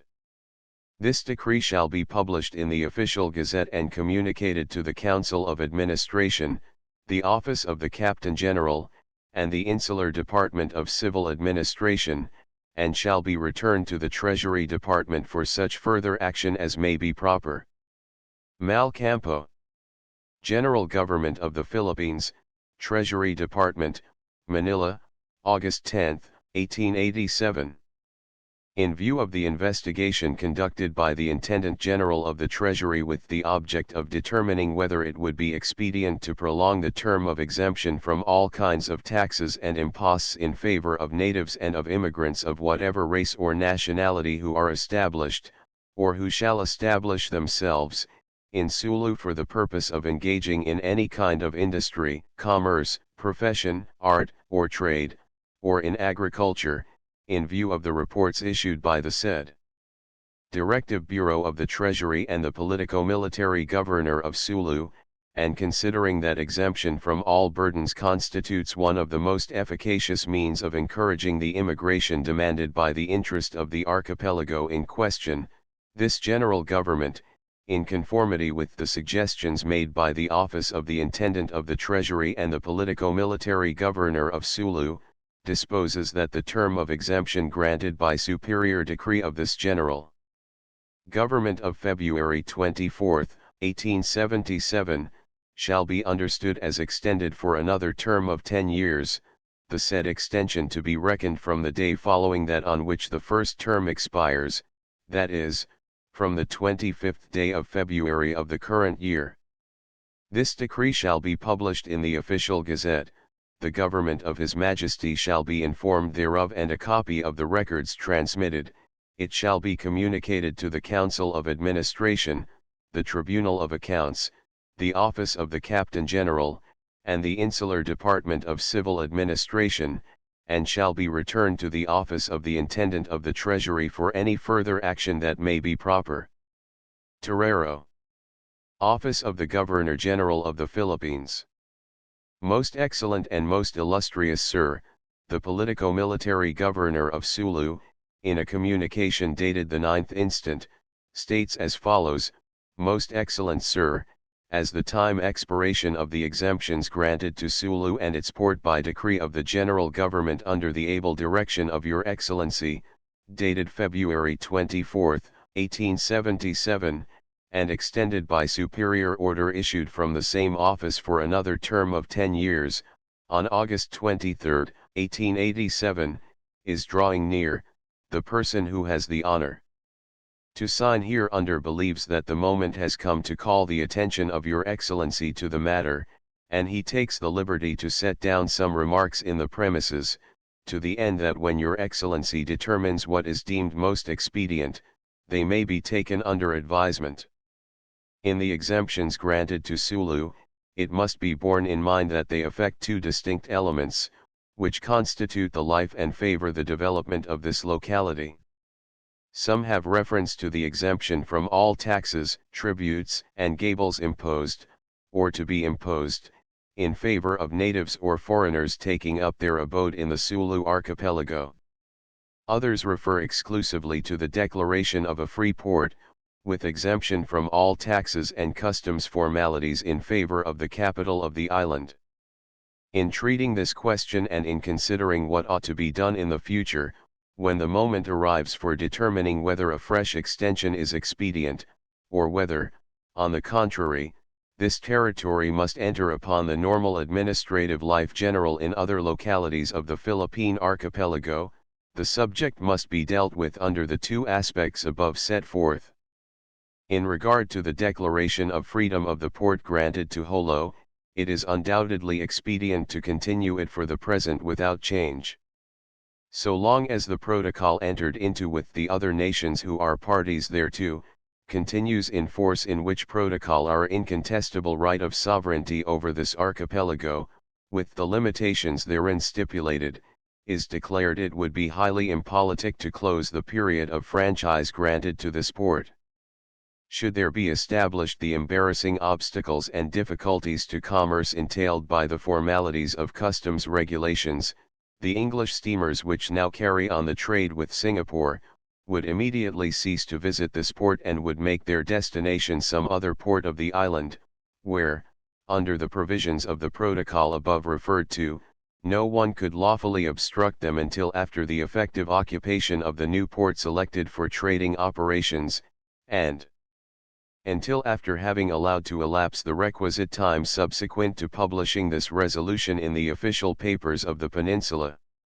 The distinguished intelligence of Your Excellency will perceive easily that after this had been repeated several times, we should find ourselves compelled either to occupy effectively all the islands of the Sulu archipelago where English steamers might attempt to establish their business, or, in the end, to allow them to carry on their commercial operations at any place that suited them, which, without doubt, would be much more prejudicial than what happens at the present time, for, at any rate, so long as steamers come exclusively to this port or to that of Siasi, as is the case at present, the trade can be watched easily and conveniently, and without the commercial operations which are carried on giving rise to diplomatic questions, it is easy, also to prevent the traffic of arms and war supplies, which would not be the case if they touched at other points where our sphere of action is not so direct and effective. Furthermore, the advantages of the present situation must also be taken into account. So long as these steamers touch only at Holo and Siasi, as happens now, these 2 points are the only markets, whither all the people of the archipelago must necessarily go to trade, not only to supply themselves with the effects which they import and are necessary to life, but also to sell all the products they gather in their fields and in the seas, which constitute the element of commerce that justifies English vessels in visiting these regions, making it possible to collect sufficient freight to maintain the 2 regular lines now established. It is obvious that, since we are masters of the towns of Holo and Siasi, the only points of distribution for effects necessary to the life of the natives here, we can, when we consider it expedient, prevent the sale of these effects to the villages hostile to the city, a most momentous advantage resulting therefrom and a means of government of inestimable value. So long as the Moros have to supply themselves from these markets, our importance is incontestable. All their outbreaks are easily checked without appeal to violent methods, and the civilizing effect which results from the constant intercourse which is necessitated by their coming to the occupied ports, is extended, thereby modifying the sanguinary and turbulent habits of this race. If the revenues from the duties which would be imposed were of sufficient importance to cover the expenses entailed by the occupation of Sulu, the arguments supporting the opinion above expressed could easily be set aside. But unfortunately there cannot be expected from the custom house of Holo, in the event of its establishment, even the expenses necessary to cover the salaries of the personnel engaged therein. For, the foreign steamers which now visit this port would immediately discontinue their voyages, and even though it were possible to prevent them from making port at some other place for the purpose of carrying on their mercantile operations, a thing which would not be easy so long as the treaty is in force, what would happen? Why, that the trade would be continued by means of smaller boats which would come from Borneo, and it would not be feasible to prevent this except by the posting of a very large number of coast guards along the shores of the innumerable islands of Sulu, a method which it would be altogether impossible to adopt. It is, therefore, unquestionably expedient to maintain the present status, whether the matter be considered under its economic aspect or under that of the policy it is necessary to develop in this territory. A very different course must, in the opinion of the undersigned, be followed in the matter of the exemption from taxation granted to the inhabitants of Sulu.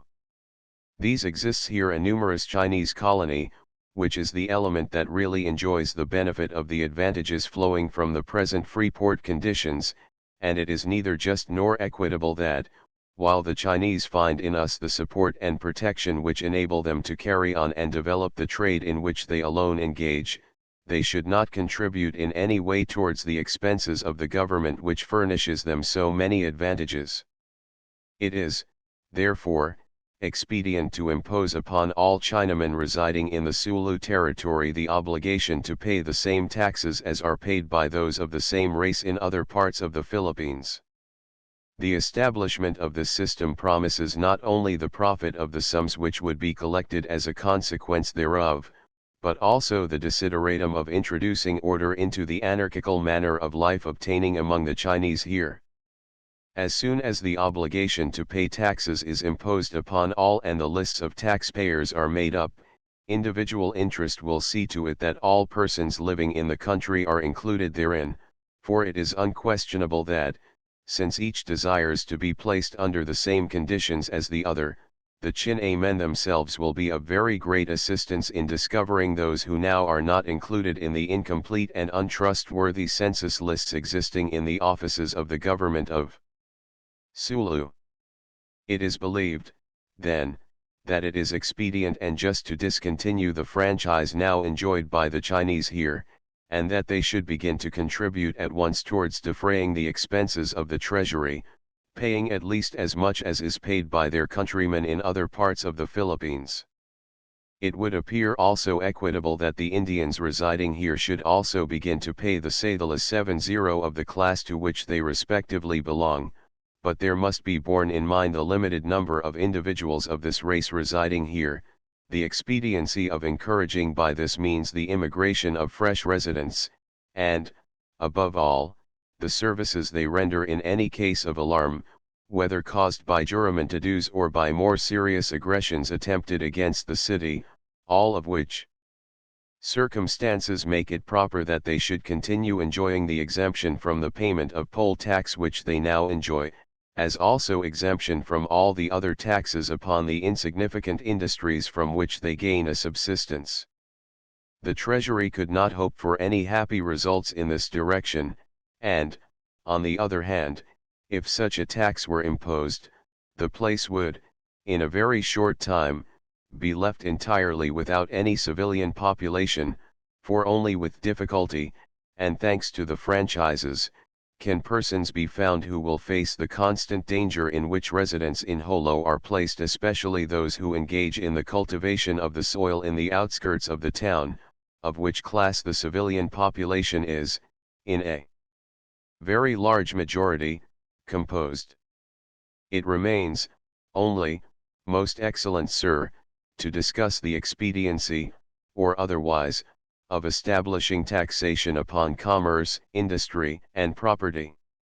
All the urban property of Jolo is in the hands of the Chinese, with so few exceptions that there are not more than 3 property holders who do not belong to that race. In their hands is all the commerce, with the sole exception of 2 Spanish houses. Everything relating to business is in their power, so that any burden imposed in this direction would not be borne by them, but would be paid by the garrison of Jolo. For, united as the Chinamen are in everything that relates to the avoidance of tax paying, they would come to a perfect understanding to surtax everything not in the same proportion as the contributions they would pay, but with a considerable increase, with the result that the only taxpayer to the treasury and for the Chinaman would be the unfortunate inhabitant of Jolo. And since the population here consists almost entirely of the garrison, which renders such arduous services at this place, I believe that it would not be just to add to the other disadvantages that the service here offers, the very serious one that would result from the imposition of taxes in this capital. Furthermore, one must not lose sight of what might happen, or rather what would immediately happen, when, by taxing the commerce of the city, the majority of the Chinamen now established here would go to Mambung, with a tendency to store their merchandise at other important points in the island, in which places our rule is, it may be said, nominal, and it is unnecessary to insist upon the undesirable consequences that would follow, for we should return to the condition in which Mambung stood. In April of the year 1887, when this town was a very important center of resistance to our rule, due to the facility afforded in that place for the purchase of unlimited arms and ammunition, a business carried on by the foreign steamers who anchored there at that time. And all this without taking into account the undesirability, from a political point of view, of affording the Moros the opportunity of purchasing their supplies at prices lower than those in the city, since, if the merchants in that town did not pay taxes, they would be able to sell at lower prices than those in the capital. Summing up what I have stated above and recapitulating the questions herein treated, I will conclude by submitting to the distinguished intelligence of Your Excellency that I consider necessary and of the highest political expediency the maintenance of the freedom of the port granted to Holo, that this franchise should be extended to Siasi, which enjoys this privilege in fact though not by right,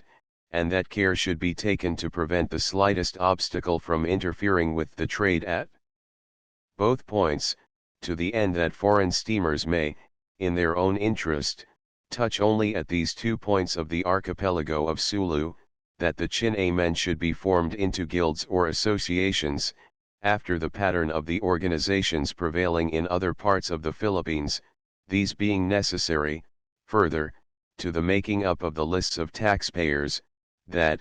as a consequence of the formation of these associations, they should be compelled to pay taxes to the same extent as all other Chin-A men residing in the country, unless Your Excellency is of the opinion that the quota should be increased in consideration of the other advantages they enjoy, that there should be imposed a tax upon smokers of opium and upon the importation thereof. This tax would be a source of revenue of some consideration if it were farmed, as was the intention 4 years ago, when sale to the highest bidder was desisted from in view of the decree of franchises which is the subject of this communication.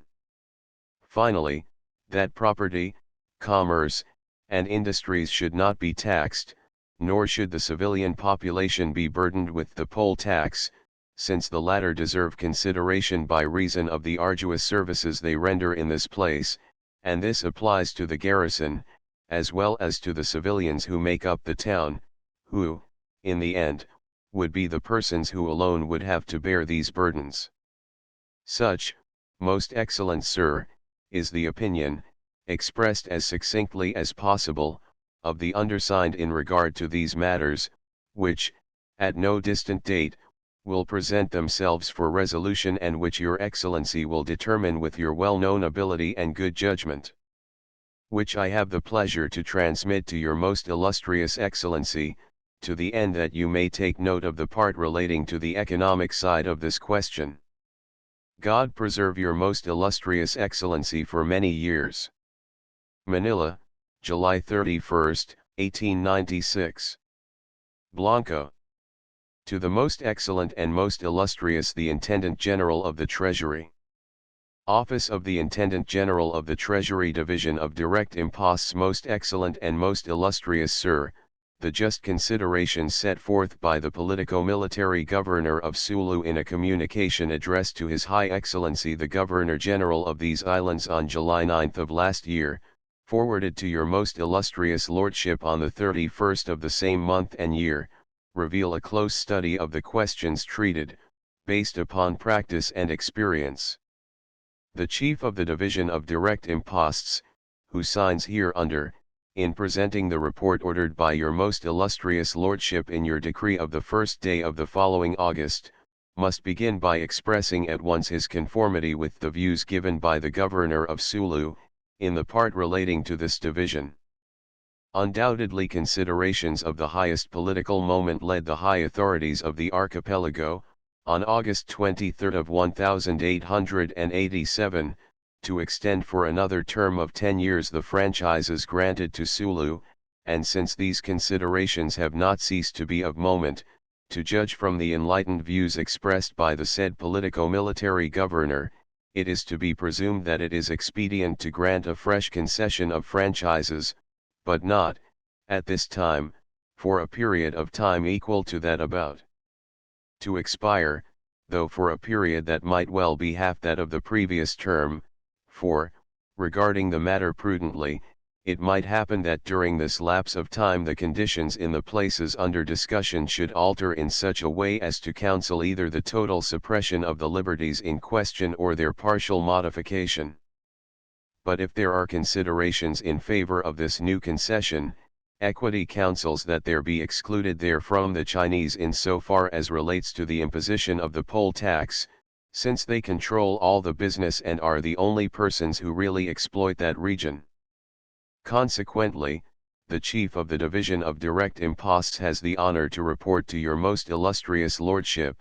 1. That it be recommended to His High Excellency the Governor-General of these islands, that, to take the place of the present franchises, there be granted again, at the proper time, to the ports of Holo and Siasi, the exemption from the payment of all urban and industrial taxes in favor of the natives and of the Chinese established at those points.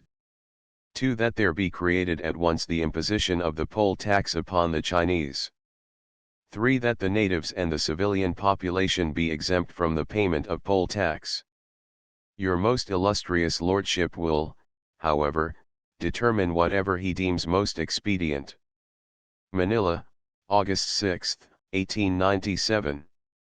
Marcelino Pacheco. Office of the Intendant General of the Treasury Division of Indirect Imposts. Most excellent and most illustrious Sir, in compliance with the decree which, under date of August 10 of the current year, your most illustrious Excellency saw fit to issue, to the effect that, in the shortest possible space of time the divisions of imposts should report upon the matters concerning each one in the proceedings set on foot by the politico-military governor of Sulu in regard to the expediency or the inexpediency of the renewal of the exemption from taxation enjoyed by the natives in that place, I have to state to your illustrious Excellency that, 1. The undersigned chief, fully agreeing with the enlightened views set forth by the governor of Sulu, believes that the maintenance of the declaration of freedom of the port granted to Holo is of the highest political moment and that the franchise should be extended to Siasi. 2. That in regard to indirect imposts which are of such a nature that, while they are a source of profit to the state, they bring also no small benefit to the taxpayer, these should be made applicable to the Sulu archipelago, as undoubtedly has been the case, as a matter of fact, up to the present time in regard to the stamp and lottery revenues. 3. Both for the reasons set forth by the Governor of Sulu as well as for these given by his predecessor on June 11, 1893, in favor of a tax upon opium smokers, the undersigned chief believes that it is not only just but a matter of the greatest necessity to continue the imposition of this tax. Your most illustrious Excellency will, however, order whatever he deems most expedient. Manila, September 10, 1897. José Garces de Marquilla. Office of the Intendant General of the Treasury, Manila, December 28, 1897. Let the report of the Chamber of Commerce and of the Administration of Customs of Manila be heard, within one and the same period of 5 days.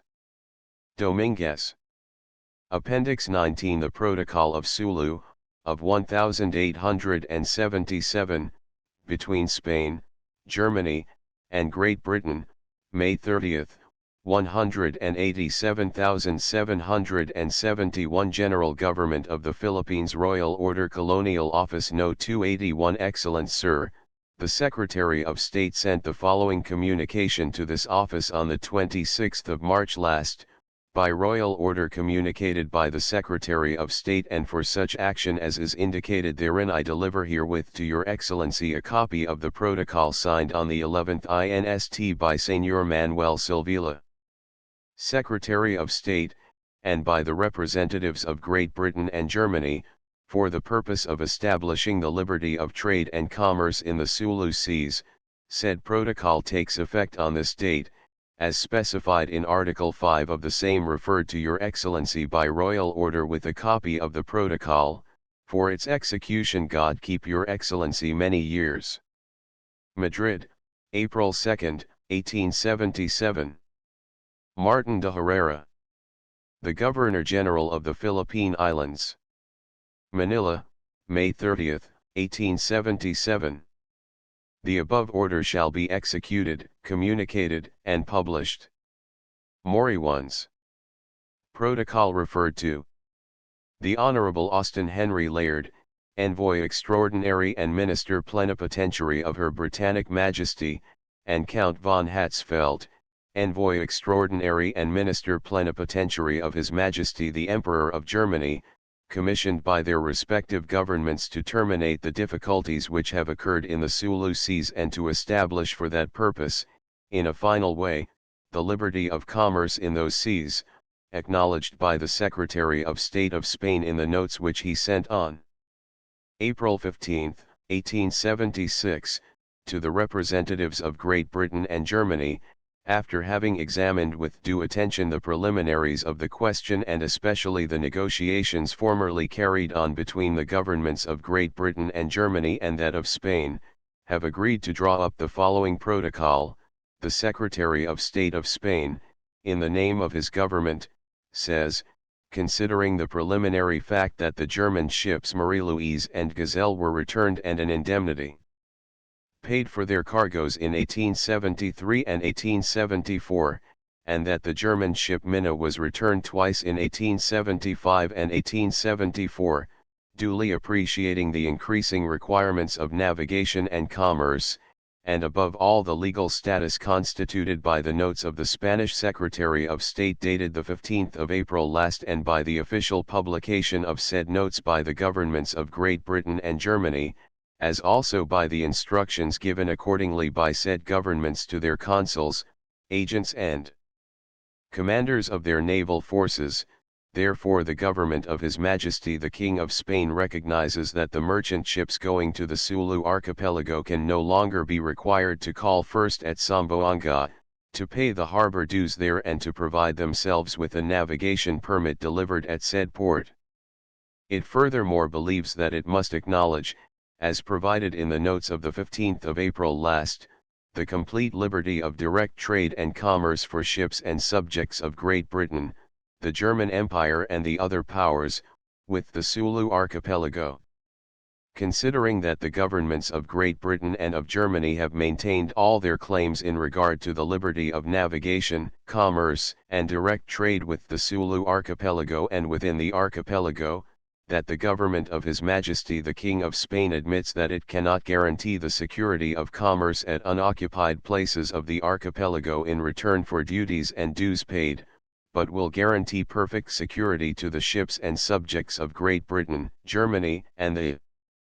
other powers at places occupied by said government, and provide the establishments necessary for the protection of their trade. The Spanish Secretary of State remarks that there is no reason why said ships and subjects should be exempted, at places occupied by Spain, from the formalities, general regulations, and ordinary duties, whose nature will be explained in the present protocol.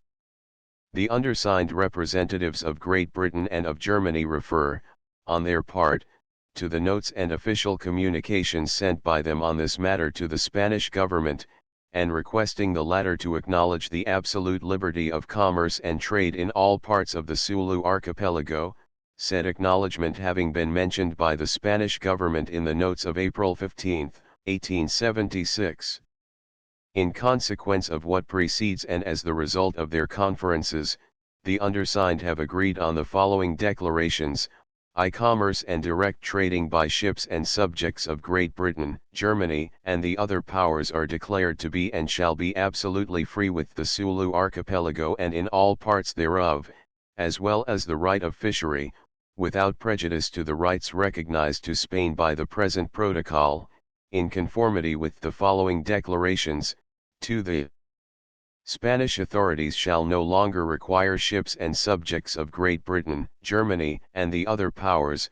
going freely to the archipelago of Sulu, or from one point to another within the Sulu waters, or from such a point to any other point in the world, to touch, before or after, at any specified place in the archipelago or elsewhere, to pay any duties whatsoever, or to get a permit from said authorities, which, on their side, shall refrain from obstructing or interfering in any way with the above-mentioned trade. It is understood that the Spanish authorities shall in no way and under no pretense prevent the free importation and exportation of all sorts of goods, without exception, save at such places as are occupied, and in accordance with Declaration 3, and that in all places not occupied effectively by Spain, neither the ships and subjects above mentioned nor their goods shall be liable to any tax, duty, or payment whatsoever, or any sanitary or other regulation. 3. In the places occupied by Spain in the archipelago of Sulu, the Spanish government shall be empowered to establish taxes and sanitary and other regulations, while said places are effectively occupied, but Spain pledges herself, on her part, to provide in such places the offices and employees necessary to meet the requirements of commerce and the application of said regulations. It is however expressly understood that the Spanish government, while it is resolved to impose no restrictive regulations in the places occupied by it, pledges itself voluntarily not to establish in said places taxes or duties exceeding those provided in the Spanish tariffs or in the treaties or conventions between Spain and any other power. Neither shall it put into force in said places exceptional regulations applicable to the commerce and subjects of Great Britain, Germany, and the other powers. In case Spain should occupy effectively other places in the archipelago of Sulu, and provide thereat the offices and employees necessary to meet the requirements of commerce, the governments of Great Britain and Germany shall not object to the application of the rules already stipulated for places occupied at present. But, in order to avoid the possibility of new claims due to the uncertainty of businessmen in regard to the places which are occupied and subject to regulations and tariffs, the Spanish government shall, whenever a place is occupied in the Sulu archipelago, communicate the fact to the governments of Great Britain and Germany, and inform commerce at large by means of a notification which shall be published in the official journals of Madrid and Manila. In regard to the tariffs and regulations stipulated for places which are occupied at the present time, they shall only be applicable to the places which may be subsequently occupied by Spain 6 months after the date of publication in the official Gazette of Madrid. It remains agreed that no ship or subject of Great Britain, Germany, and other powers shall be required to call at one of the occupied places, when going to or from a place not occupied by Spain, and that they shall not be liable to suffer prejudice on that account or on account of any class of merchandise shipped to an unoccupied place in the archipelago. 4. The 3 governments represented by the undersigned pledge themselves respectively to publish the present declarations and to have them strictly respected by their representatives, consular agents, and commanders of the naval forces in the seas of the Orient. V. If the governments of Great Britain and Germany do not refuse their adhesion to the present protocol within 15 days from this date, or if they notify their acceptance before the expiration of said period, through their undersigned representatives, the present declarations shall then come into force. Manuel Silva, Secretary of State of His Majesty the King of Spain. Done at Madrid, the 11th of March, 1877. A true copy Madrid, April 2, 1877. A true copy the Subsecretary, Francisco Rubio. Appendix XX. The Protocol of Sulu of 1885, between Spain, Germany, and Great Britain, March 7, 188,572. General Government of the Philippines. Royal Order, Foreign Office No. 312. Excellent Sir, the Secretary of State sends me the following communication on March 29, 1885. Excellent Sir, I have the honor to forward you a translated copy of the protocol between Spain, Germany, and Great Britain, the latter two nations recognizing the sovereignty of the first over the archipelago of Sulu, signed in Madrid on the 7th of March, 1885. I send you this communication by royal order, and enclose a copy of the treaty referred to. God keep your Excellency many years. Madrid, April 8, 1885. Tejeda, Manila, June 17, 1885. To be executed and published in the official Gazette. Torero. A seal which says, Office of the Minister of State. Translation. The undersigned, His Excellency Señor José L. Julián, Marquis of Pazo de la Merced, Minister of State of His Majesty the King of Spain, His Excellency Señor Count Somes Sonnerwalds, Envoy Extraordinary and Minister Plenipotentiary of His Majesty the Emperor of Germany, and His Excellency Sir Robert B. de Mourier, Envoy Extraordinary and Minister Plenipotentiary of Her Britannic Majesty, authorized in due form to carry on the negotiations followed in London and Berlin during the years 1881 and 1882 by the representatives of His Majesty the King of Spain with the governments of Great Britain and Germany, for the purpose of obtaining from these two powers the solemn recognition of the sovereignty of Spain over the archipelago of Sulu, have agreed on the following articles. The governments of Germany and Great Britain recognize the sovereignty of Spain over the parts which are effectively occupied as well as over those which are not yet occupied, of the archipelago of Sulu, whose limits are established in Article 2. 2 as expressed in Article I of the treaty signed on September 23, 1836, between the Spanish government and the Sultan of Sulu. The archipelago of Sulu includes all the islands between the western extremity of the island of Mindanao on one side and the mainland of Borneo and the island of Palawan on the other, except those mentioned in Article 3. It is understood that the islands of Balabac and Cagayan Sulu belong to the archipelago. 3. The Spanish government renounces, as far as regards the British government, all claims of sovereignty over the territories of the mainland of Borneo which belong or may have belonged to the Sultan of Sulu, including the neighboring islands of Balambangan, Bangui, Malawati, and all those comprised within a zone of 3 maritime leagues from the coast, and which are part of the territories administered by the company known as the British North Borneo Company. 4. The Spanish government pledges itself to carry out in the archipelago of Sulu the stipulations contained in Articles I, 2, and 3 of the protocol signed in Madrid on March 11, 1877, viz. 1. Commerce and direct trading by ships and subjects of Great Britain, Germany, and the other powers are declared to be and shall be absolutely free with the archipelago of Sulu and in all parts thereof, as well as the right of fishery, without prejudice to the rights recognized to Spain by the present protocol, in conformity with the following declarations. 2. The Spanish authorities shall no longer require ships and subjects of Great Britain, Germany, and the other powers, going freely to the archipelago of Sulu, or from one point to another point in the world, to touch, before or after, at any specified place in the archipelago or elsewhere, to pay any duties whatsoever, or to get a permit from said authorities, who, on their side, shall refrain from obstructing or interfering in any way with the above-mentioned trade. It is understood that the Spanish authorities shall in no way and under no pretense prevent the free importation and exportation of all sorts of goods, without exception, save at such places as are occupied, and in accordance with Declaration 3, and that in all places not occupied effectively by Spain, neither the ships and subjects above mentioned nor their goods shall be subject to any tax, duty, or payment whatsoever, or any sanitary or other regulation.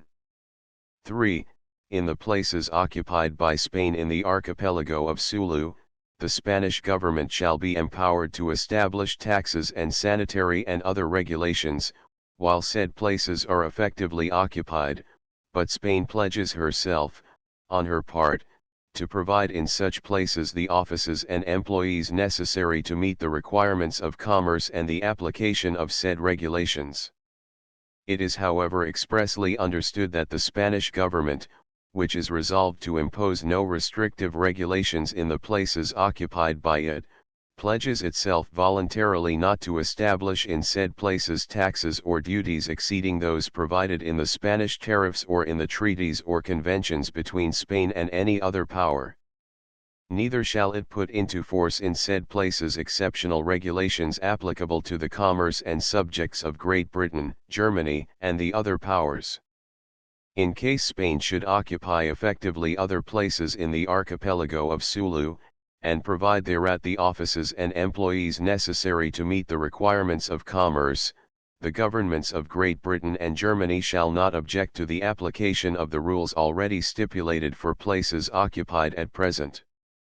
But in order to avoid the possibility of new claims due to the uncertainty of businessmen in regard to the places which are occupied and subject to regulations and tariffs, the Spanish government shall, whenever a place is occupied in the Sulu archipelago, communicate the fact to the governments of Great Britain and Germany, and inform commerce at large by means of a notification which shall be published in the official gazettes of Madrid and Manila. In regard to the tariffs and regulations stipulated for places which are occupied at the present time, they shall only be applicable to the places which may be subsequently occupied by Spain 6 months after the date of publication in the official Gazette of Madrid.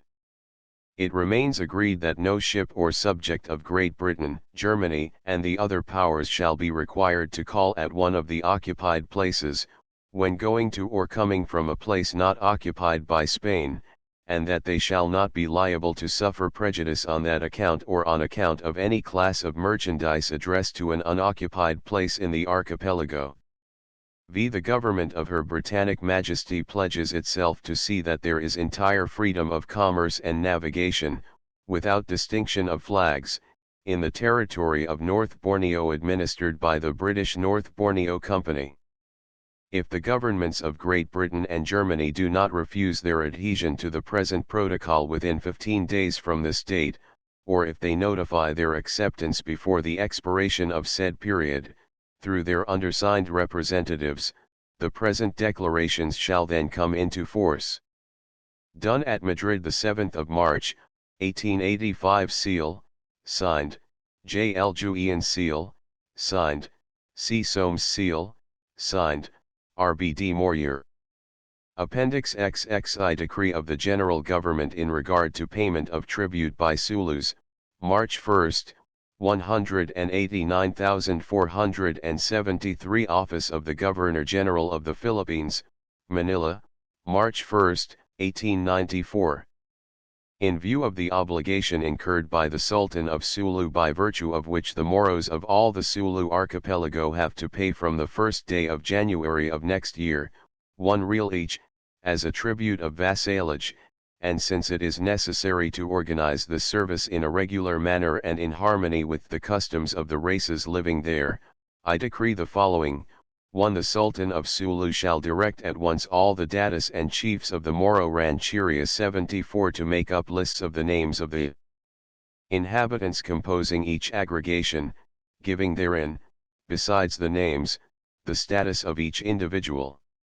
2. These partial lists shall be fused in one single general census which the Sultan of Sulu shall deliver to the politico-military governor of that archipelago before October 1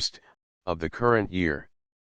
3. The interpreters of Jolo, Siasi, Tataon, and Bangayo shall assist the Sultan in the work of making up these lists and shall translate them into Spanish, and for this extra work they shall receive the allowances designated below, the amounts being deducted from the total proceeds of the liege money above referred to.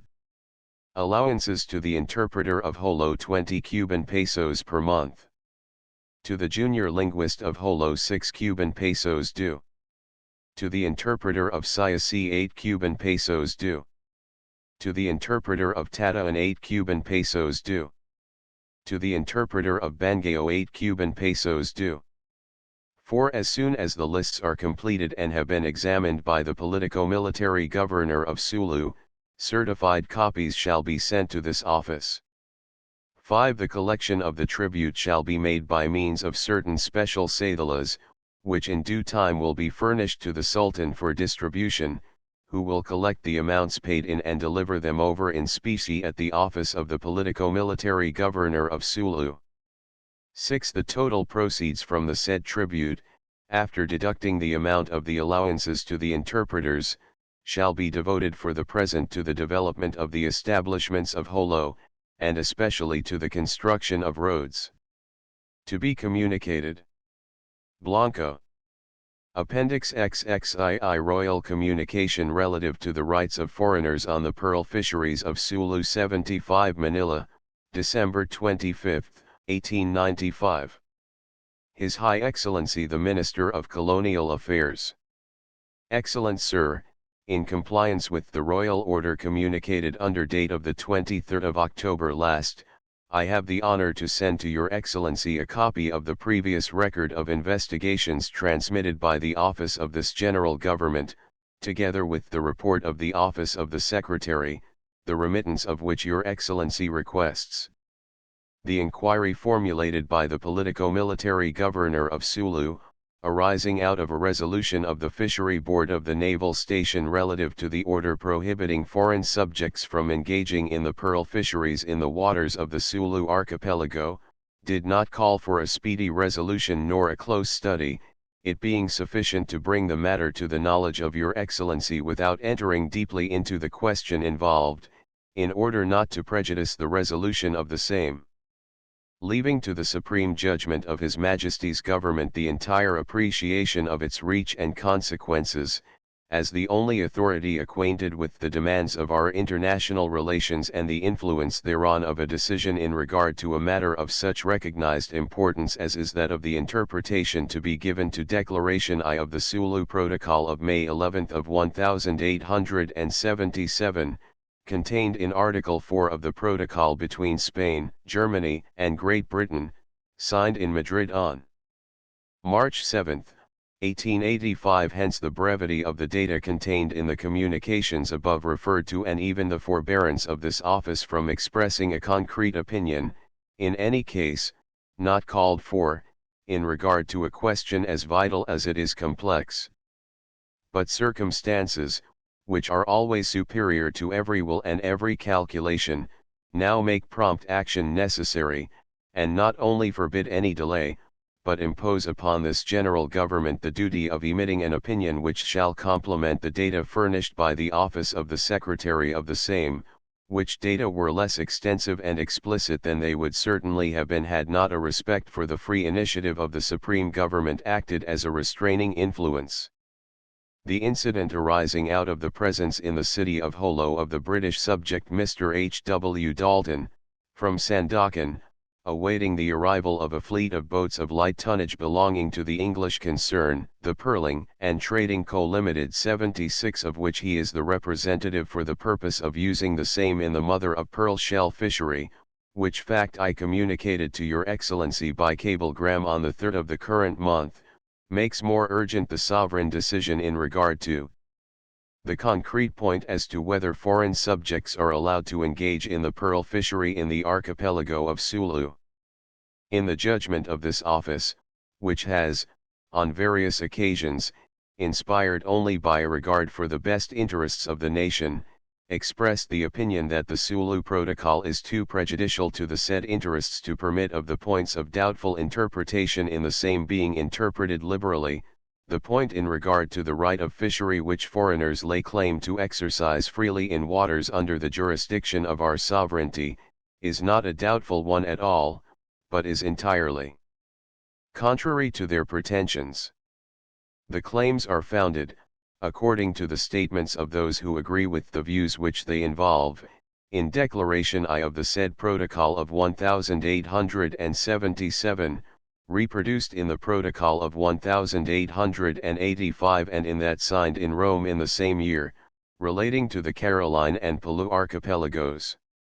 This declaration runs as follows: ratified by Article 4 of the second of these important diplomatic documents, the direct commerce and trade of boats and subjects of Great Britain, of Germany, and of the other powers, is declared, and shall be, absolutely free in the archipelago of Sulu and in all its parts, as also the right of fishery, without prejudice to the rights recognized as belonging to Spain in the present protocol, in conformity with the following declarations *****.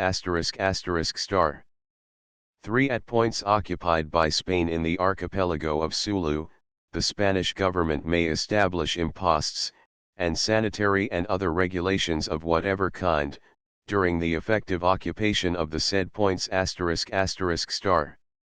From the transcript it is evident that Spain may regulate the exercise of the right of traffic and commerce, not with the purpose of restricting, and much less of denying, the principle of commercial liberty recognized in Declaration I, but with that of conditioning the exercise of that right in such a way that her own rights as a sovereign nation shall not be infringed.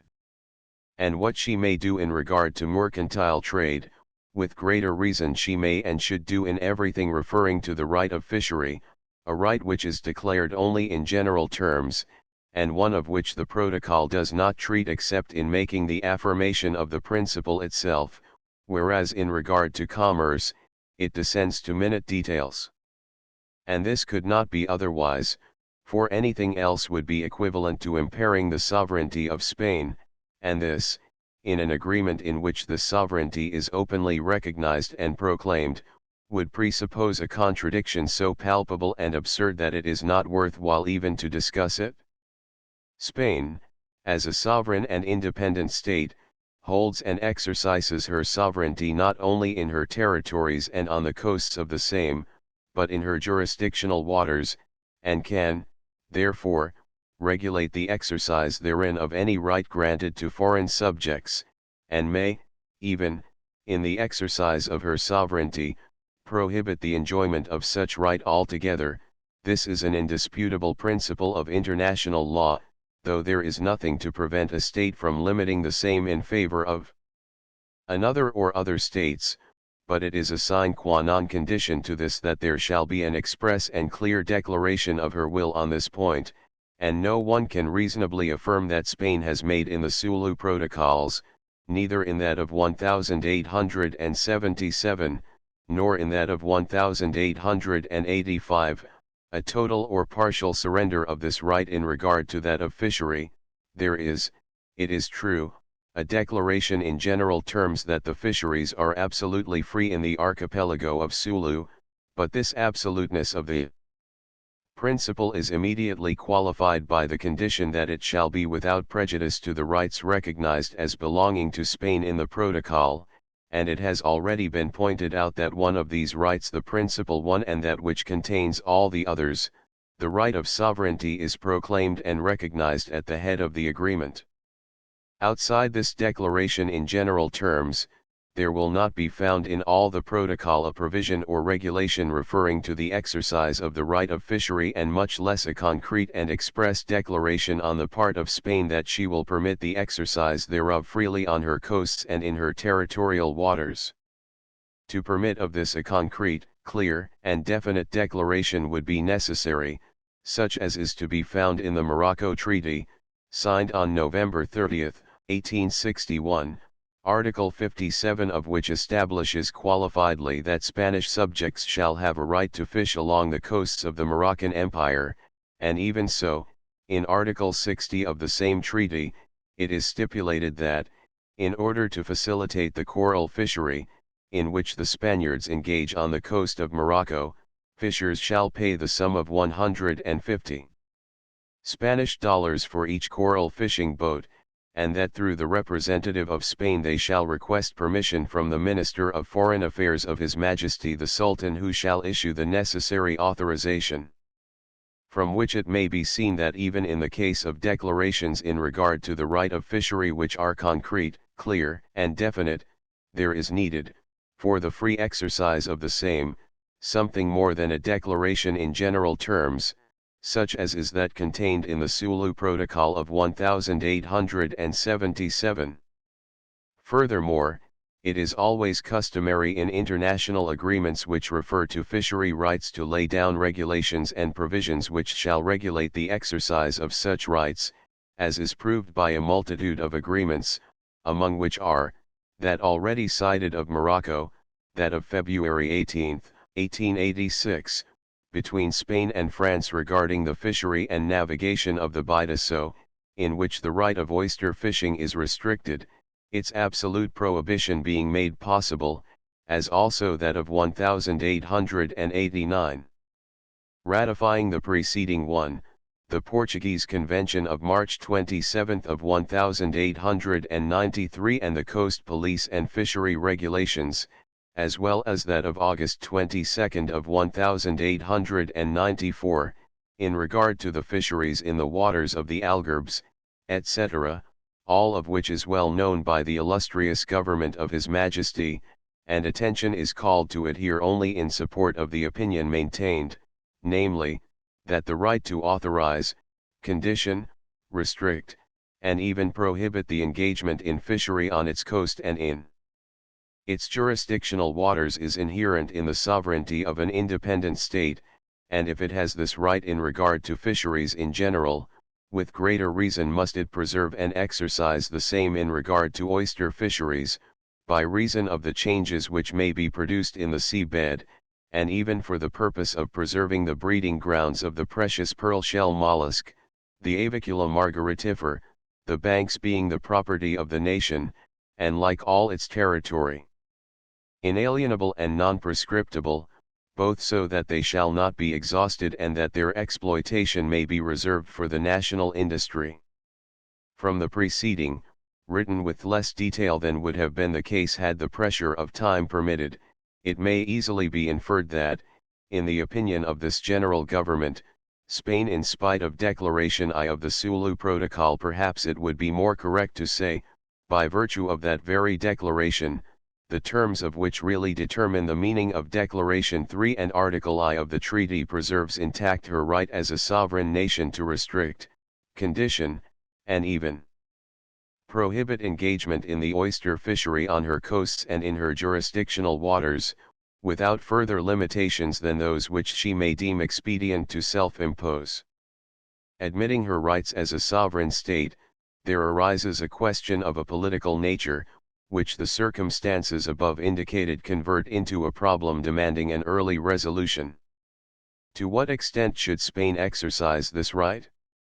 On this point, the views of the general government will be expressed as concisely as possible and with the soberness demanded both by the respect due to the high prerogatives of the public authorities and by an ignorance of many of the elements which enter into the question, without a knowledge of which it is difficult to determine to what extent it is expedient to restrict the exercise of the right to engage in the oyster fisheries which foreign subjects claim to exercise freely in the Sulu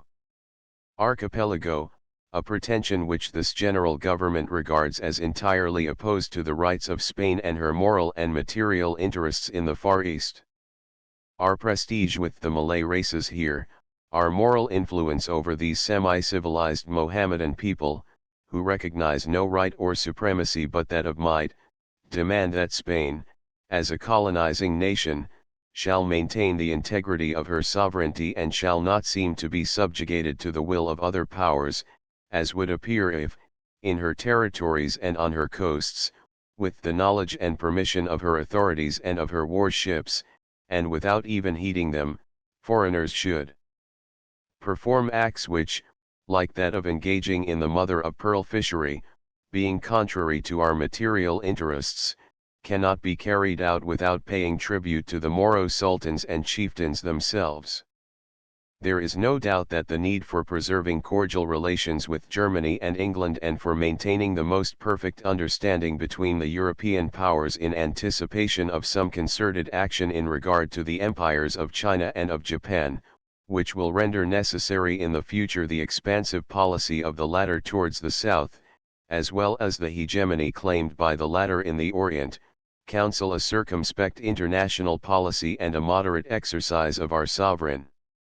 rights in the archipelago of Sulu, and for this reason, perhaps it would be inexpedient to forbid the right of fishery to foreign subjects, as such action would certainly give rise to diplomatic questions and remonstrances, which should be avoided at any cost, but this general government deems it indispensable to condition and regulate the exercise of this fishery right, especially in so far as it relates to the pearl-producing oyster, the exploitation of which should be governed by considerations of our prestige and of the advantage and benefit of our material interests. Supported therefore by our right of sovereignty, by international practice, and by the terms of Declarations I and III of the Protocol of 1877 and of Articles I and IV of that of 1885, there should be issued certain coast police and fishery regulations for the Sulu archipelago, laying down clearly the relations which are to exist between the Spanish government and foreign subjects engaging in the fishery industries along our coasts and in our jurisdictional waters, which industries should not be engaged in, especially in the case of the oyster, without the necessary authorization of the Spanish authorities, and after the payment of the corresponding industrial patent or license, or of the dues which it may be deemed expedient to exact. Much more might be said in regard to this important question, as unexpectedly presented as it is urgent of resolution, given the conditions created by the claim of the British subject Mr. H. W. Dalton, and this general government appreciates fully the deficiency of its suggestions, which will be advantageously supplemented by the great wisdom of His Majesty's government, its exalted patriotism, and the solicitous care that it gives to everything touching the high interests of the nation, by which elevated sentiments they are inspired. Appendix XXIII Royal Directions relative to the treatment of foreigners engaged in pearl fishing in the Sulu waters, March 23, 189,677 Colonial Office. Excellent Sir, examined by this office of the government the papers transmitted by Your Excellency with the official communication number 1967, of September 16 last, in the question raised by the politico-military governor of Sulu, by reason of a communication addressed to the same by the office of the Commander-General of the Naval Station at Manila, directing the prohibition of the mother-of-pearl fishery in the waters of Sulu and the Carolines, studied also the report of the General Government, and that of the Council of Administration of the Philippines, and heard also the illustrious opinion of the Department of State, to secure which the papers were sent there, accompanied by the Royal Order of the 7th of January last, bearing in mind that our prestige among the natives in those islands would perforce suffer seriously if foreigners were to perform, without any intervention on the part of our authorities, acts, which, like that of engaging in the mother-of-pearl shell fishery, they cannot carry on without paying tribute to the Moro sultans and chieftains, though it is not less true that the absolute prohibition of the right of fishery to foreigners would arouse, as wisely foreseen by Your Excellency, diplomatic remonstrances based upon the Protocol of Sulu of March 7, 1886, His Majesty the King, whom God protect, the Queen Regent of the Kingdom acting in his name, has seen fit to direct that Your Excellency be informed that he has seen with pleasure the tact and prudence with which this question has been dealt with, in the first place by Your Excellency, and afterwards by all the authorities who have intervened in the same, that so long as the representative of the English Pearling and Trading Company, the captains of their boats, or other foreigners, do not urge with importunity the right to carry on the industry of the mother-of-pearl shell fishery within the zone of jurisdictional waters and at occupied places, an endeavor must be made to prevent their doing so, in order, if possible, to set a precedent favorable to our interests, and that in the event of their insisting, it will be necessary to permit them to engage in the industry of the mother-of-pearl fishery, with the obligation to submit in so doing to the rules and regulations now in force or which may be put into force hereafter. It is also the wish of His Majesty that Your Excellency be apprised of the expediency of formulating, with the greatest possible dispatch, coast police and fishery regulations for the archipelagos of Sulu and the Carolines, in which regulations care must be taken not to make special mention of the protocols, nor to recognize expressly the rights of foreigners, and, on the other hand, not to depart from the terms of the provisions of these international agreements, so that in the event of any foreigners claiming the right in question, they shall not be able to elude compliance with the regulations by basing their pretensions on the terms of the said protocols,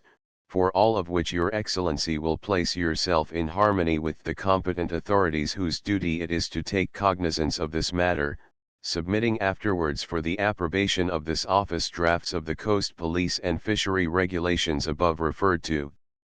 By royal order I communicate the above to you for proper action. God protect your Excellency many years. Madrid, March 23, 1896. Tomás Castellano, rubricated. To the Honorable the Governor-General of the Philippine Islands. Appendix XXIV La Torre's views on the policy that should be adopted in Mindanao and Sulu, January 11, 189,378. Office of the Governor-General of the Philippines. A seal with the inscription, Office of the Captain-General of the Philippines. Headquarters. Excellent Sir, at all times the condition of the unsubdued regions of the island of Mindanao and, in general, of the whole archipelago, has occupied the close attention of the Governors General of these islands, and they have studied, according to their respective views, the best methods for the complete subjection of the same. For my part, I have meditated deeply upon everything relating to this important matter, and judging both from past experience and from observations that I have been able to make personally, as I apprised your Excellency after my return from a visit to the aforementioned island on May 29 last, I believe it is evident that the adoption of the same system for the subjection of different races will not be productive of good results. In the island of Luzon, a properly understood policy of conciliation, accompanied by slight displays of force, will be successful in conciliating and subduing the people sooner or later, for it may be observed at once that here there does not exist that great racial antagonism which nearly always makes compromise impossible. Such a policy, linked with prudence and particularly with justice on the part of the delegates of authority, will always be productive of great results, aside from the fact that there are here many villages whose inhabitants are not warlike, but, on the contrary, are docile and await only some slight indication on our part to regard us as protectors and allies against their enemies. Much has already been done in this direction, as is shown by the many politico-military provinces existing in this island, but we should not stop in this island of progress, and in order to carry forward and consummate the complete subjugation of the extensive districts not yet subdued, troops must be detailed not in very large numbers, but still in numbers sufficiently large to effect appreciably the service, equally necessary in other regions of the archipelago. This is one of the reasons which make requisite an increase in the army force stationed here. Further, if the number of the Commandancia 79 is to be increased, it is obvious that, in order to garrison them, more troops are needed. I have pointed out the need there is for employing different methods for the subjection of the different races, and in fact, in regard to the races inhabiting Mindanao, I believe that it is obvious and unquestionable that favorable results will never be secured without employing methods other than those of attraction. The Moro race is completely antithetic to the Spanish, whether the latter be peninsular or indigenous, and will ever be our eternal enemy. The past proves clearly that those ostensible and ephemeral submissions, apparently guaranteed by oaths and agreements, do not bind the Moros in the slightest degree, for, knowing nothing of the first principles of good faith and loyalty, they do not hesitate to break their promises whenever a favorable opportunity offers and they think it possible to defeat our troops. They make a pretense of being trusting and attentive even to our smallest suggestions, but they are always watching for a good chance to open up hostilities, and will resort to treason and cunning. For these reasons it is well that they should know that we are the stronger, that our friendship suits their interests because we are backed by force which is the only argument they can understand, that their friendship is of no moment to us, and that the instant they antagonize us, they will be promptly and severely punished. Having taken up this point of view, the policy that we should adopt may be inferred. It is not necessary to undertake operations on a large scale, or to open what might be termed a regular campaign, as has been done every 2 or 3 years in the past, but, with our troops established at a number of fortified places, it may be seen at once from what has been said above, that we ought to maintain them there at any cost, and that, abandoning an attitude entirely passive, we should advance little by little in our conquest, always establishing ourselves firmly on the territory conquered. In this way we shall, step by step, bring under our dominion a large area of territory, at the same time extending our sphere of influence towards the interior. Given the conditions above described, it will be understood at once how much we should lose in importance in the eyes of such an enemy if, in response to their frequent attacks, we confined ourselves entirely to a defensive policy, for they would interpret such an attitude as an indication of weakness. Consequently, it is impossible for us to maintain an attitude of inactivity. Rather, taking advantage of the treacherous conduct of the enemy, we should castigate them by means of rapid and unexpected excursions lasting a few days, and for this purpose it is indispensable that small columns of troops be stationed at 2 or 3 well-chosen points. That the Moros are not disposed to be our friends is evident, and while frequent examples in the history of these islands, in addition to what has been said above, are sufficient to prove this assertion, it is further corroborated by the many dispatches I have addressed to Your Excellency, apprising you of the attacks made by the Moros upon our troops and especially of the incidents which have taken place during the last months of the year 1892. These I will recapitulate succinctly, as they show that, far from breaking the rebels, the events have only increased their strength.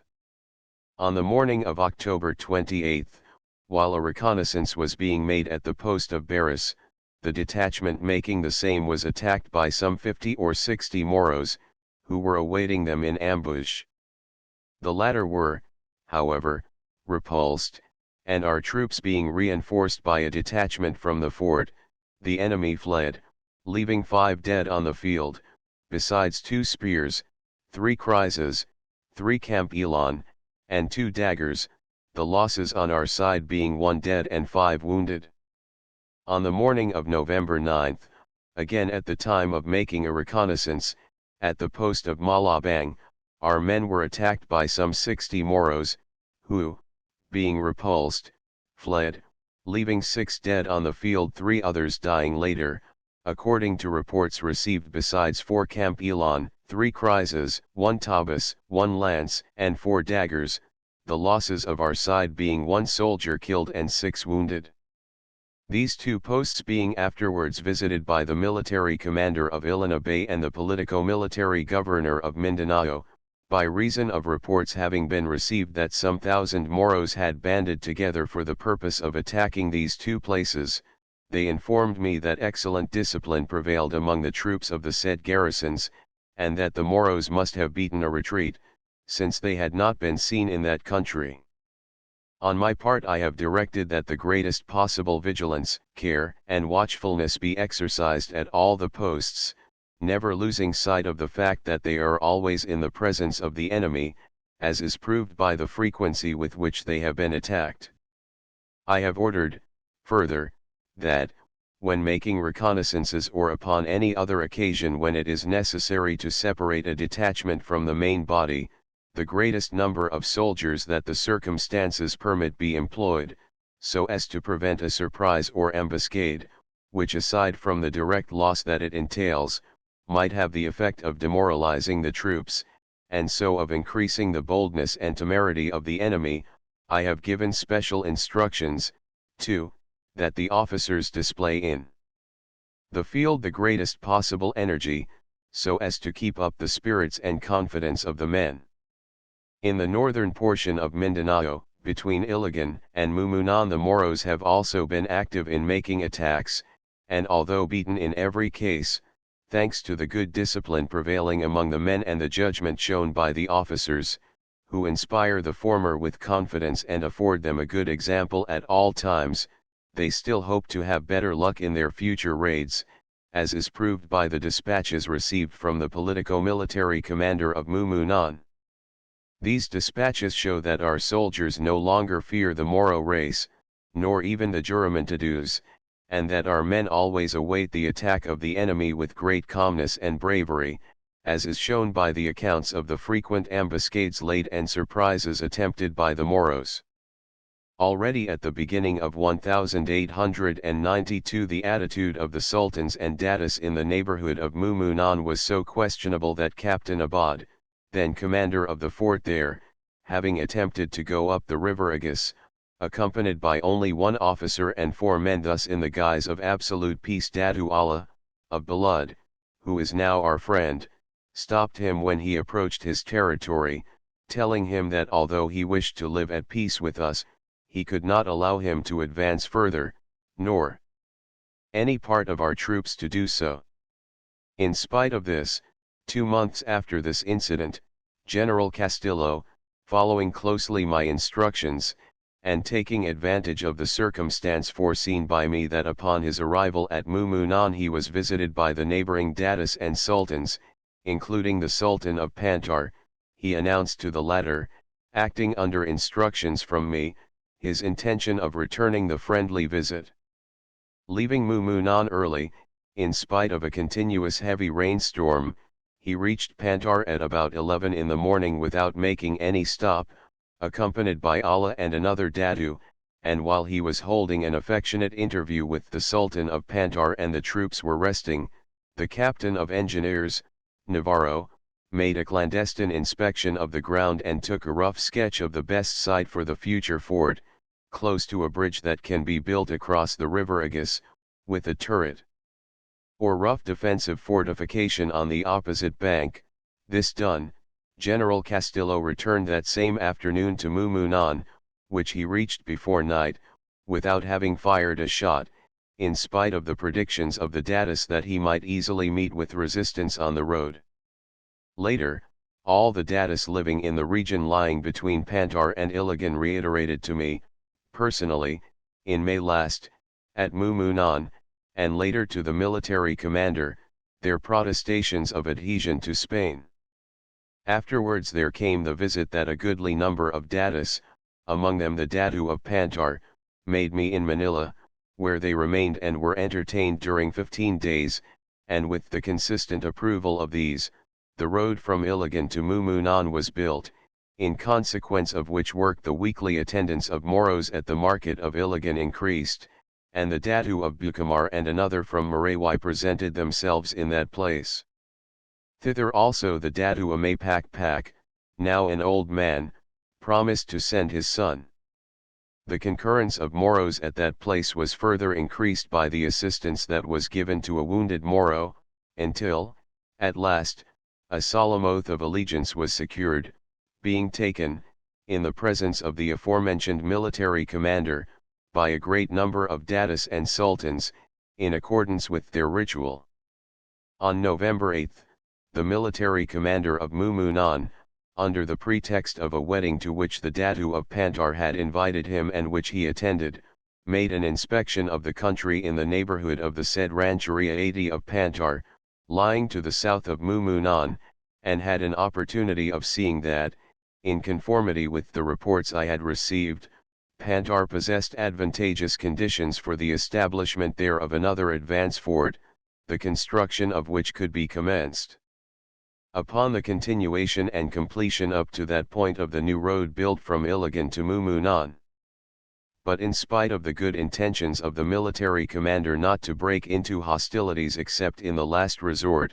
in accordance with the positive instructions I had given him, he was unable to prevent his troops being attacked upon the return journey, and therefore they opened fire upon the enemy, which proves once again the difficulty of following the path of conciliation and attraction with an enemy who pays absolutely no heed to reason, in spite of the fact that with this method there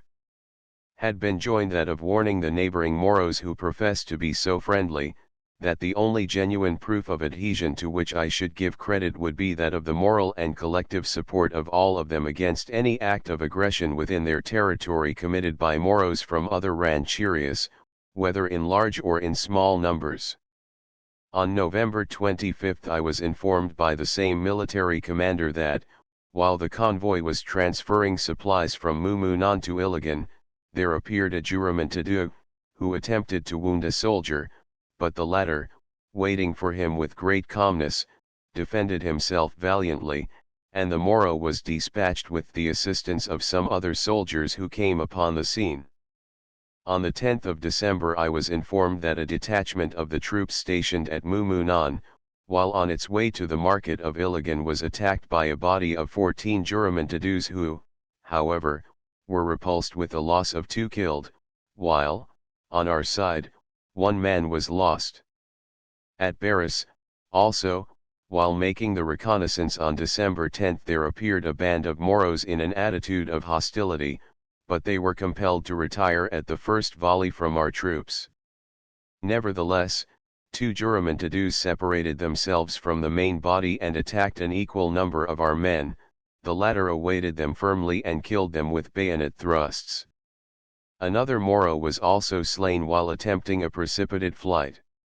Recently, on the 15th of December, the military commander of Mumunan, hearing of the intentions of the enemy, which were far from peaceable, determined, in order to guard against all contingencies, to continue the extension of the road and to complete and close the palisade around a new enclosure at the fort, made so as to accommodate the increased number of troops. For the first of these two purposes, he left the fort at 5:30 in the morning, well armed and ready to punish the Moros if they presented themselves, setting out with 150 men of the 73rd Regiment and 16 convicts, besides a corporal and 8 persons of the 73rd in charge of a company of engineers, another company of the 73rd and 60 convicts, who marched without arms and equipped for work. At 10 o'clock in the morning the advance guard reached the entrance to the wood, and as the intention was to collect lumber that had already been cut and dragged to the road, the troops advanced. This moment there appeared